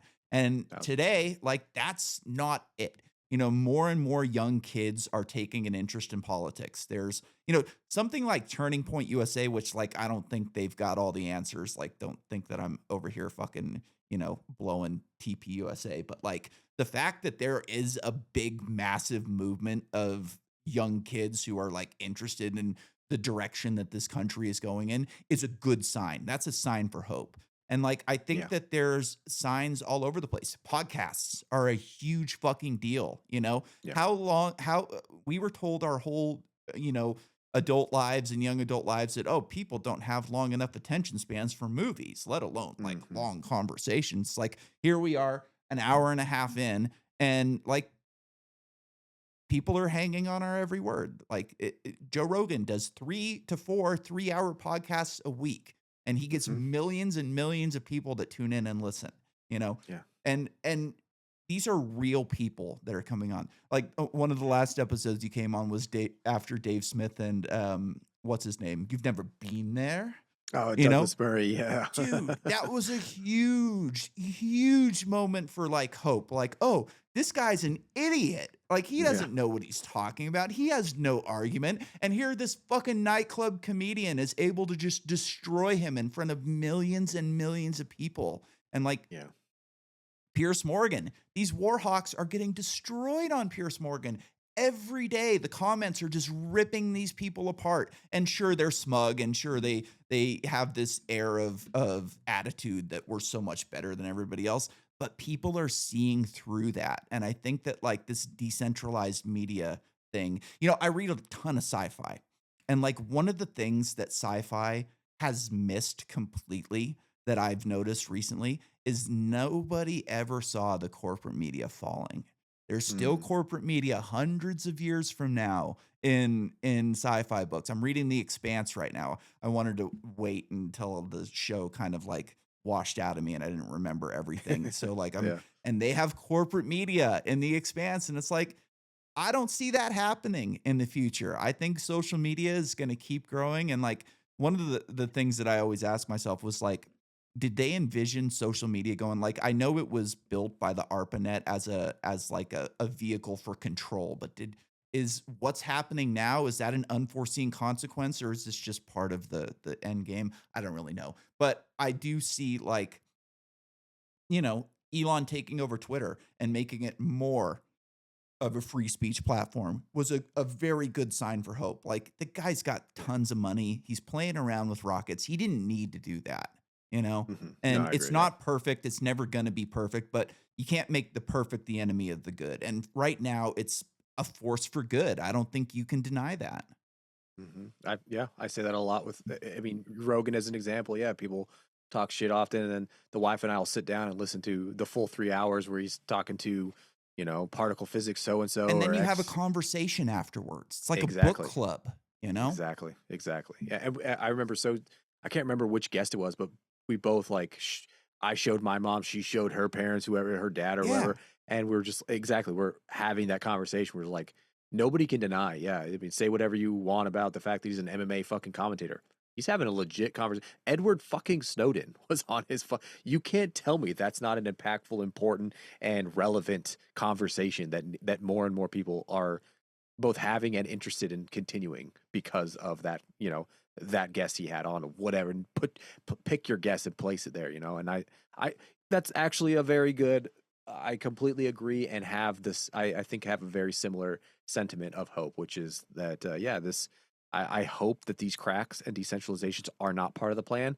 That they are the actual light shining through all of this dark umbrella, cascade walled facade that is the power structures of the elite, that the ruling class, so to speak. Yeah, I absolutely hope and agree that it feels like it is. So I hope that feeling is not misplaced. Mhm. So yeah, I have hope in each other that it's not, and that we'll get through this somehow. We always seem to figure it out as a species, right? Mhm. Or as your species, right? I'm just a visitor here. Yeah. But no, yeah, we'll figure it out some way, Another somehow, good somewhere. one is audiobooks, dude. Like audiobooks are changing I love them. people's lives. Like normal people don't have the time to sit down and read a book. They just Yeah. don't. But Th- they have a big fucking commute every day. Like I know, a lot of the people that I grew up with commuted from the small town I lived in Northern California. They commute. They'd be in the car for 6 hours a day sometimes commuting to San Francisco and back. And like mhm. normal people Jesus. can learn real things. And when you find, people like Scott Horton, who I'm going to bring up here in a little bit, who have, the guy's done like 8,000 interviews or some shit like that, like a crazy amount of interviews about war. And he's writing books that are like giving you the real answers to like while we're at war. And he's bringing Mhm. receipts. It's not just like him giving his opinion. It's like, no, this person said this and this and this, then they did that, then they said this, and then they lied about it type of thing, Mhm.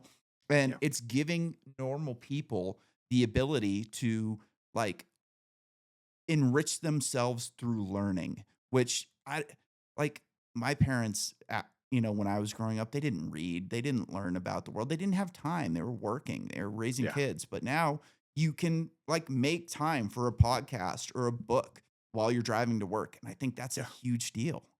I absolutely could not agree more. I held up this one, which was my latest one. Mhm. I got I had to take some leave recently for a funeral. That's when you and I were Yeah. emailing back and forth. And this one was a book that I had been meaning to get through. And the way I use my books, and I was explaining this to my in-laws about like hacks on like how you remember things and how you learn things. And I've always had like a decent memory, but it doesn't always work the way that I wanted to. And I Mhm. tried to explain this to somebody a long time ago, where I was explaining something about like blood and like this. I think it was actually like cannabis, like the endocannabinoid system. And they're like, "How the fuck do you just remember this?" Like, because it's interesting, because I want to remember Yeah. this, and yet I can't remember the shit that will give me a raise, or like, I had an advancement exam that everybody in the Navy did, so this isn't like a secret. But we had an advancement exam the other day, and I go in there, I'm like, no, I don't know the difference between form number Yeah. 1215.1 or 1215.2. Like, I don't remember the fucking difference between the two, nor do I need to. I'm here Yeah. every day at work, and never has 1215.1 ever fucking popped up. And when it did, guess what I asked? ChatGPT or Yeah. Google, like every other person sitting down doing this stupid test is. Yeah. But with I this stuff, had I to was I had to take a menu test at the last bar that I worked at, and I'd been working there for years. I was the highest earner in that place aside from the GM, and I got one of the worst possible scores on the menu test. And it's like I don't know every ingredient to everything on the menu. I don't need to. It's not yeah. part When's of the my job. Like if somebody asks me a specific question about an ingredient, I can look at the menu. It's right yeah. there. Like I'm Exactly. using my brain to do better things for the customer than to recite the exact ingredients of every fucking menu item we have.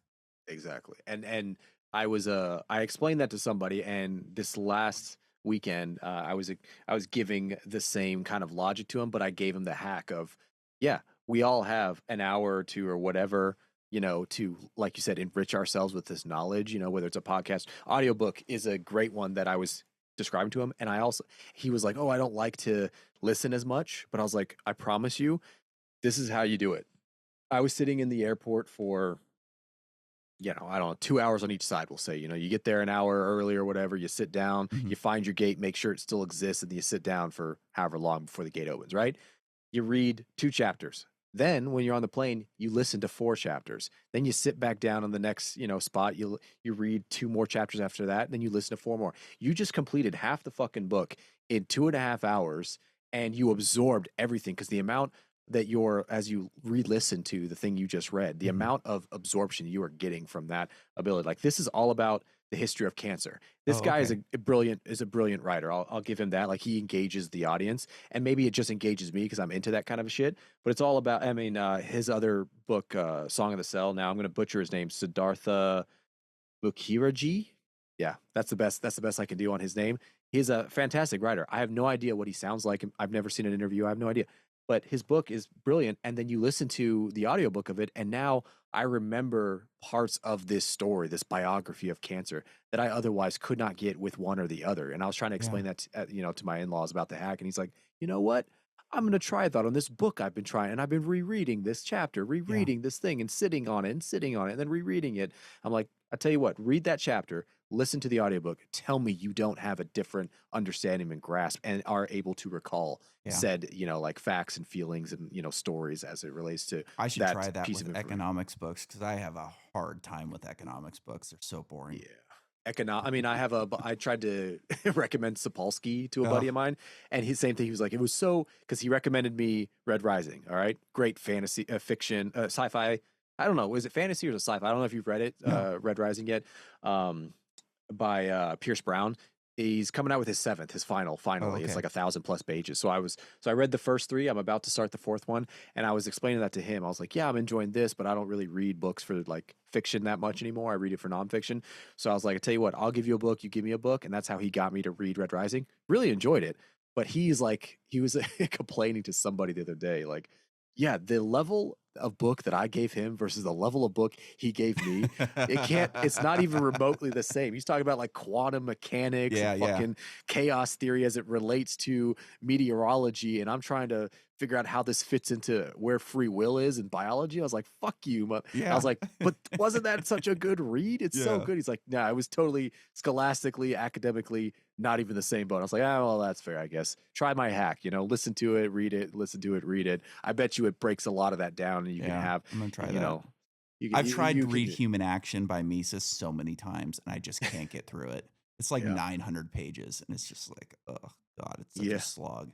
And every now and then too, it doesn't like adapt to audiobooks. Like I don't Yeah. know if you've ever listened to meditations, but like reading the meditations is so much better than reading it is so much better than listening to it.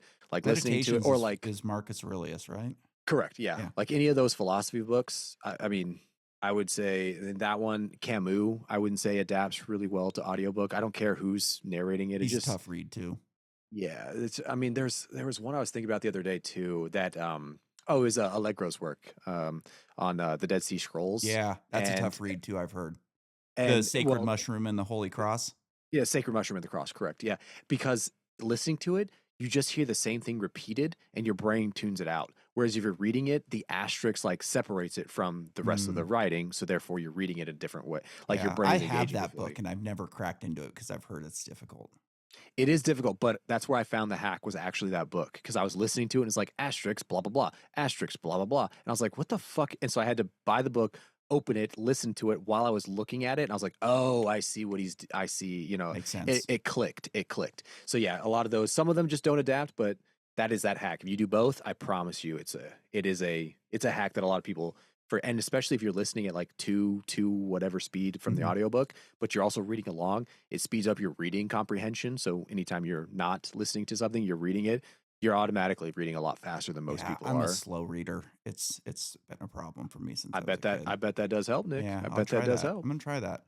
Oh This yeah, is man. totally off topic, but since you brought up cancer, have you ever heard of the Joe Tippins protocol? Yes, the root, right? No, it's ivermectin, fenbenzidol, cannabinoids, and like a couple other things. Oh, I haven't. Then maybe I'm mixing it up with somebody else then. But You should look into it. It's interesting. It's I get theory is essentially that like cancers aren't like just tumors, that there's parasites involved. And mm, essentially, like if you starve yourself, especially like of sugar, I guess Yes. like cancers Yes. really, really feed on sugar. So you Yeah. essentially go on to like a fasting diet of like water and broth for Hmm. a couple of months, and you take ivermectin, benbenzidol, which is another like parasite drug, essentially. Antiparasitic. Yeah. And cannabinoids. There's a couple other things to it that I don't remember, like a couple different vitamins and this and that. And apparently, it has a very high success rate. Actually, Mel Gibson was talking about it on Joe Rogan's podcast, which was interesting to me because he was like, "Yeah, a bunch of my buddies are surviving cancer now." And Joe's like, "Oh yeah, what are they taking?" He's like, "You know what they're taking." And I was I like, haven't. I and I don't. I was didn't like, see the Mel Gibson one. It's still like on my and I watch. was like, Like I have "Oh, a. that's interesting because if Mel knows about it, like he knows rich people. And Of course, yeah. if this is something rich people are doing, there's something to it." Yeah, you're not wrong there. I I definitely from being about halfway through this book, am noticing the same like I don't know, not misconception, but I'm noticing the same like especially going through like school, the same like classic code not code words, like phrases that people Mhm. continue repeating.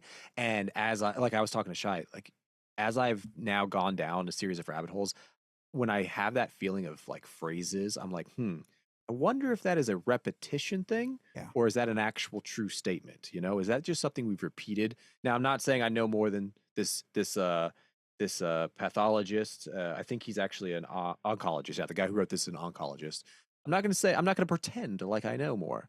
But all I'm saying is, like we were talking about COVID experts, there are some key like Mhm. patterns you notice, and I'm curious, is this one of those patterns that once I start to look Trust at the and science, Hermes. You gotta you trust the know, science.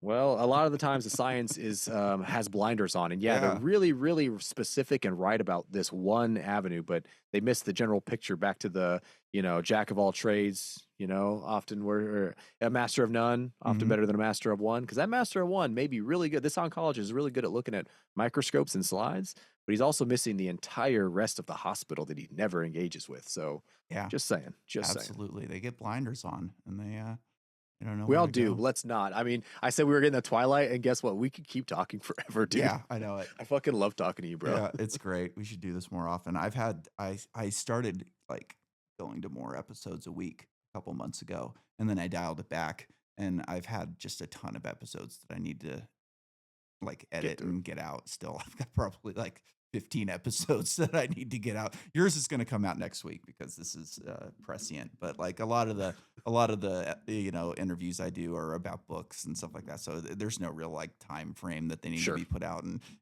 does kind of get on people's nerves. I get emails every once in a while like, "Hey, is that episode coming out?" I'm like, "Yeah, just hold your horses." So typically, like if I'm like, I interview this guy and it's like, I'd like him to come back on again someday. I'll release Push theirs it. quick. But if there's no plan of bringing them back again, I fucking hold on to it for a while.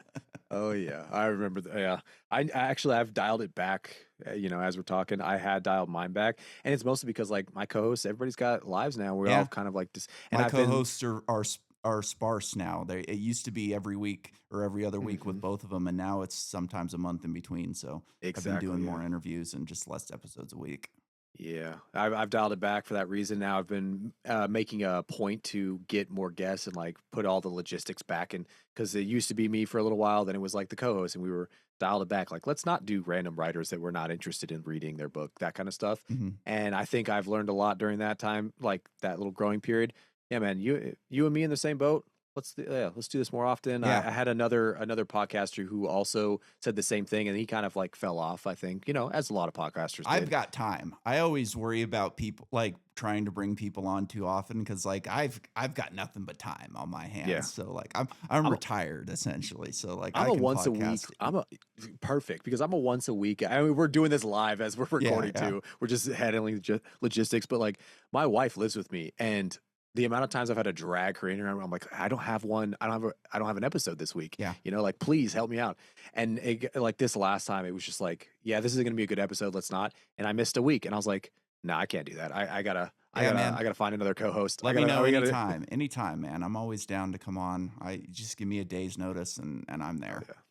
Perfect. I mean, and we don't have to worry about crazy time zones. Like I don't gotta like some of the dudes I talk to over in the UK or Australia, God Yeah, forbid, it's it's literally the tough. next day. Yeah, It's it's like tough for them sometimes, and I would rather them suffer than me, so I do them on my time, not theirs. yeah, I try to be flexible as best we can, and you and I just being a little different in time zones, I think we can make this work. We can always make Absolutely. this work. So, Fuck yeah. since it's also a scuttlebutt podcast, I wanted to bring required reading because that's Yes. required for the podcast. So, I I've did give you actually mine. I've Yeah. actually got two. So, this All right, one, let me get this down here. enough already. Time to End the War on Terrorism with Scott Horton. As you can see, I've never opened this book, so I can't really recommend it. Like I've heard it's like the book on the terror wars, and it's a must read. I've just never gotten around to it yet. So that one, I'm kind of putting that one as 1B. So Okay. 1A, like I said earlier, I read a lot of science fiction. So this one, Expeditionary Force Columbus Day. This is one of the best series of books you'll ever read. It's military space opera. And like, you know me, I'm very anti war. So I have a hard time with a lot of science fiction, like war science fiction, military science fiction, because I'm constantly thinking, like, is this justified? Like, is this a bad person? Like, a lot of times I can't get on board with like war hawk porn, essentially, Yeah. is what I call it. But there's 19 of them so far, and the guy's still going. Jesus Christ. And you got to listen to it. This is one that's meant to be listened to. That's why I've never opened the book. I just bought it because I wanted to have the physical copy as well. But Yeah. the narrator is R.C. Bray. He's fucking incredible. It's about a wormhole opens up in front of Earth, and Earth gets invaded by some aliens. And this guy gets essentially like kidnapped by aliens and set in an alien prison on a different planet, and he gets broken out by a like ancient AI that was built by a race that no longer exists anymore. And it's kind of like a buddy cop thing. It's really fucking funny. It doesn't suffer from like villain decay. There's always a new mission, a new villain, and it evolves really well. It's just really well written, super funny. The narrator's excellent. Like I cannot recommend those books enough. Oh yeah. Okay. What's the full title? Is it by Craig Blanson? It looks like. Craig Allenson. Oh, Allenson. Expeditionary Force Columbus Day is the first one. I just read Columbus Day. book 19 a couple of days ago. So I'm I'm always waiting for You're the new thick one to into come out. it. Yeah, it's my favorite series. It's fucking great. Like it's got a ton, it's not one of these ones of like a, on Audible where there's like 10 reviews or something like the guy's got tons of reviews. He's got probably the best audio, guy in the game, and it's absolutely worth your time. I'm gonna add it to the list. I absolutely. I'm going through 6 books right now, Mhm. and none of them are fiction. So let Yeah. me. I always say that that's a nice palate cleanser. Like I'm doing another Thomas Sewell. I got Friedman that I'm Mm. listening to. I'm finishing The Emperor of All Malady. So there's my required Yeah. reading. Was that one that is really good, and I enjoyed a lot. Yeah, I'm always working through a bunch of books, and so depending on the day, that I'm feeling, I'm like, all right, let me pick that one back up as I commute. Even if my commute's not that long, 20, 30, sometimes 45 minutes at 2 speed, that's a good chunk of a book. And then Yeah. I come back when I sit down and have a whiskey or something before bed and I read that chapter or whatever. Yeah. So See, I I'll used to add this. read science fiction at 2 speed, but then I thought about it. I was like, "You know what? I read like a book, sometimes a book a week, and it gets expensive on Audible It does. It does. when you're buying that many books." And I thought about it and I was like, "Why am I doing this at 2 speed? I'm going to listen to the whole book. Like, let's just make it last longer and Make it listen to last. it Yeah. the way it was supposed to be, listened to." So, I'm back to one speed. And like That's a good I point. I need to read more nonfiction because I'm not great at reading nonfiction. I haven't read a nonfiction book in quite a while, but I enjoy sci-fi because A, I'm like a nerd, and B, like it gives you a chance to think about things the way they ought to be rather than they are. Mm. You exist in a world that is not the world that we're lived in, and as you can probably tell, I'm not very satisfied with the world that we live in today. So it's nice to kind of have some escapism, and it gives you different perspectives on things. Like in Hmm. this one, for instance, like a lot of my takes on AI are based on the AI in this book. Like the AI Mhm. in this book, he's a scumbag in a lot of ways. He's an asshole, and he's always trying to scam people. He came up with his own. His name's Skippy because he looks like a jar of Skippy peanut butter, Peanut butter. and his name's Skippy the Magnificent. And he's always running a new scam. He's got his own cryptocurrency that he's always doing pump and dumps on. He creates his own nation. Like Ah, it's all kinds of fun stuff. And he's also capable of doing some really crazy things like wormholes and bending th- space time and all kinds of crazy AI stuff. But it's like when you start hearing about AI in the news and you see like, oh, whatever that I forgot the name of that company already that we were talking about earlier. Anthropic, Anthropic. Claude. Oh, it might be sentient, it might not be. It's like, well, who's the bar for sentience? Like, did you Mm, create your own metrics as for like what sentient is? We didn't even know what sentience is. Like, people yeah, argue whether dogs are sentient or not. Like, how do you know exactly. if a machine is or not? I remember a while back, Lawrence Livermore Lab did this fusion experiment with their laser fusion machine, and they were like, "Oh, it had we broke even, we were over break even." And then you read into it a little more, and it's like, well, we were actually break even on the experiment, but we didn't include the energy required to make the Yeah, pellet. So it's like, oh, so exactly, you set your own metrics for what break even is, and it beat exactly. your metrics, so you could have a great press release. And meanwhile, We're no you closer to didn't. You're fusion. not closer, and there's not even like a workable solution for a laser fusion reactor. Period. This Of thing's course. it's an experiment for bombs. Yeah, Like it it's a has fuck nothing yeah. to do with energy production. They were just working on better bombs essentially. So I always think about things like that when they talk about AI and about like how these things act, in science fiction rather than like how they act on, the internet now. Like ChatGPT, I had a really interesting realization with it a couple of months ago. I was talking to it, like I was listening to a podcast about the Younger Dryas impact hypothesis and the age of the Sphinx, and I was like, I'm going to ask ChatGPT how old the Sphinx is. And it gives me the traditional date. And I'm like, well, what about, Robert Schoch and his theory? He's like, well, that's not true. And I go, well, he showed pictures to different geologists, and geologists all said it was rain erosion. Well, after they knew what they were looking at, they revised their things. And I was like, oh, this thing is a fallacy machine. Everything written about this in about the Sphinx in peer reviewed papers is what it's automatically going to go to, and it's never going to give credence to a rebel like Robert Schoch. And I think it does that with everything. Yeah, I always tell absolutely. people, like, if you really want to know how good and accurate these things are, have a conversation with it about something that you know a lot about. Like Hmm. I can have a conversation with these things about dirt bikes, and he gets all kinds of shit wrong. Yeah. How many championships did this guy win? And it'll say, and it's like, no, that's not even close. Like, no. And you'll tell it no, and then it'll revise. And nope, still wrong. And it'll take 3 or 4 tries, and then it'll finally get it right. But if I Mhm. go into it and like, I'll give it a scenario on a track. I'll be like, okay, the bike is doing this in this position. You're getting, front end heavy. I'm getting head shake, something like that. Go to the Race Tech Suspension Bible and give me an answer as to what Race Tech says I should do for the suspension. And it'll give you a great answer. But if you Mm. do that without telling it to go to the Race Tech Bible, it'll give you a completely different answer. 100%. Yep. Yep. These are tools. I keep telling people it's fucking tools, Yep. guys. Just learn how to use the tool. Yep. 100%. Yep. Nah, man. No, man. I love. I'm gonna go ahead and add that. I'll probably finish Expeditionary Force. Probably at least the first one. You'll love It it. looks it, You'll it love it. looks like It's it so looks like a good. good read. It's so good. I'm definitely. Hell yeah, man. Hell I'm yeah. Let's always do it again. excited to talk to somebody about that book because it's my favorite series of books and nobody I know has ever read them. I It'll had be a somebody on great the palate Yeah, cleanser. I I love had it. somebody on the podcast a couple weeks ago that was a sci-fi fan, and she had read the book, and it was like, holy crap, I get to talk to somebody about this book finally.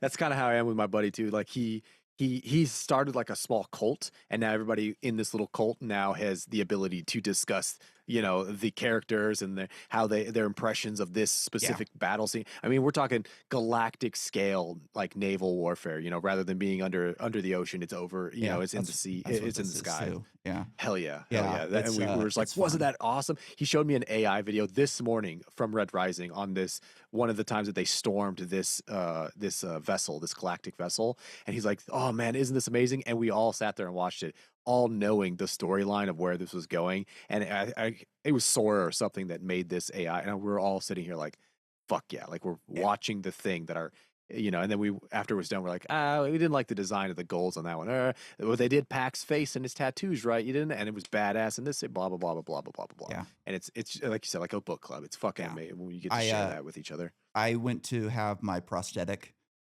refitted a couple years ago. This was before I started the podcast.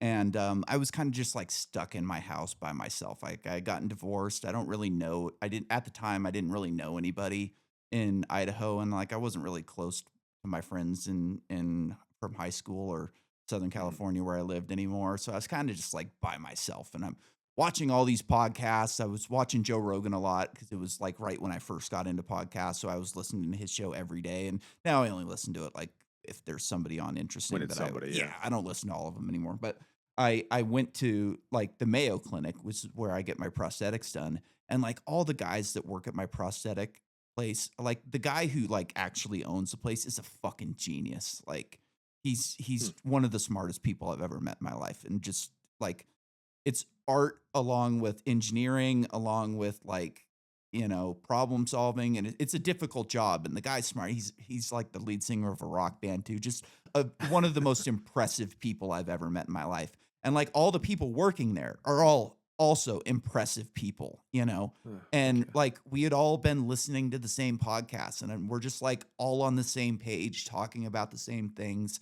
And it was like, man, I got home from that and I was like, that was refreshing. Like I Yeah. really enjoyed that. And I was like, you know what? I should start my own fucking podcast and talk to, you know, other people like outside. And it's really like changed my life for the better. Like I've given up on the idea that I'm gonna have a successful, six-figure podcast with 100,000 down. Like I'm not even really interested in that anymore. I just like doing this. I like talking to This people. This is my social life for the most part. And like exactly. I enjoy it regardless of how many people are listening. I'm 100% with you on that, and that again has been like the best like fruit that is that all of these shows and all of these interactions has fruited is legitimately like that refreshing. Holy fuck! Like yeah, everybody and being in the military, like I see a lot of phases, and I get friendly with a lot of people, and it's great to work with them one way, or it's great to talk about one thing, but very rarely, if ever, can you find those diamonds in the rough where you get to have that stimulating, that complex, that fruitful, refreshing. You leave it, and I mean, what we're doing right now, we've already said we'll wrap it up, and then 25 Yeah, minutes, I 30 know it. minutes later, That's an hour yeah, later, it's it is what hard. it, and it's just like because we're on that roll, and it's just like you're feeding off. It's not taking away from you. You don't have to, give the regurgitated answers.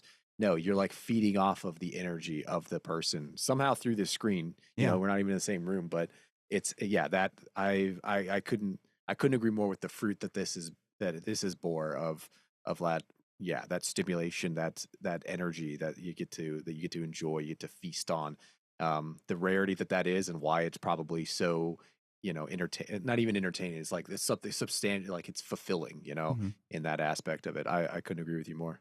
Couldn't agree Awesome, with you more, man. man. Well, let's call it here, and like we said, we'll try and do this more often, maybe once a month or so, and as often as you want to. I'm like I said, I have plenty of time and nothing to do with it. So anytime Fuck you yeah. want to jump on, shoot me a text, and we'll make it happen.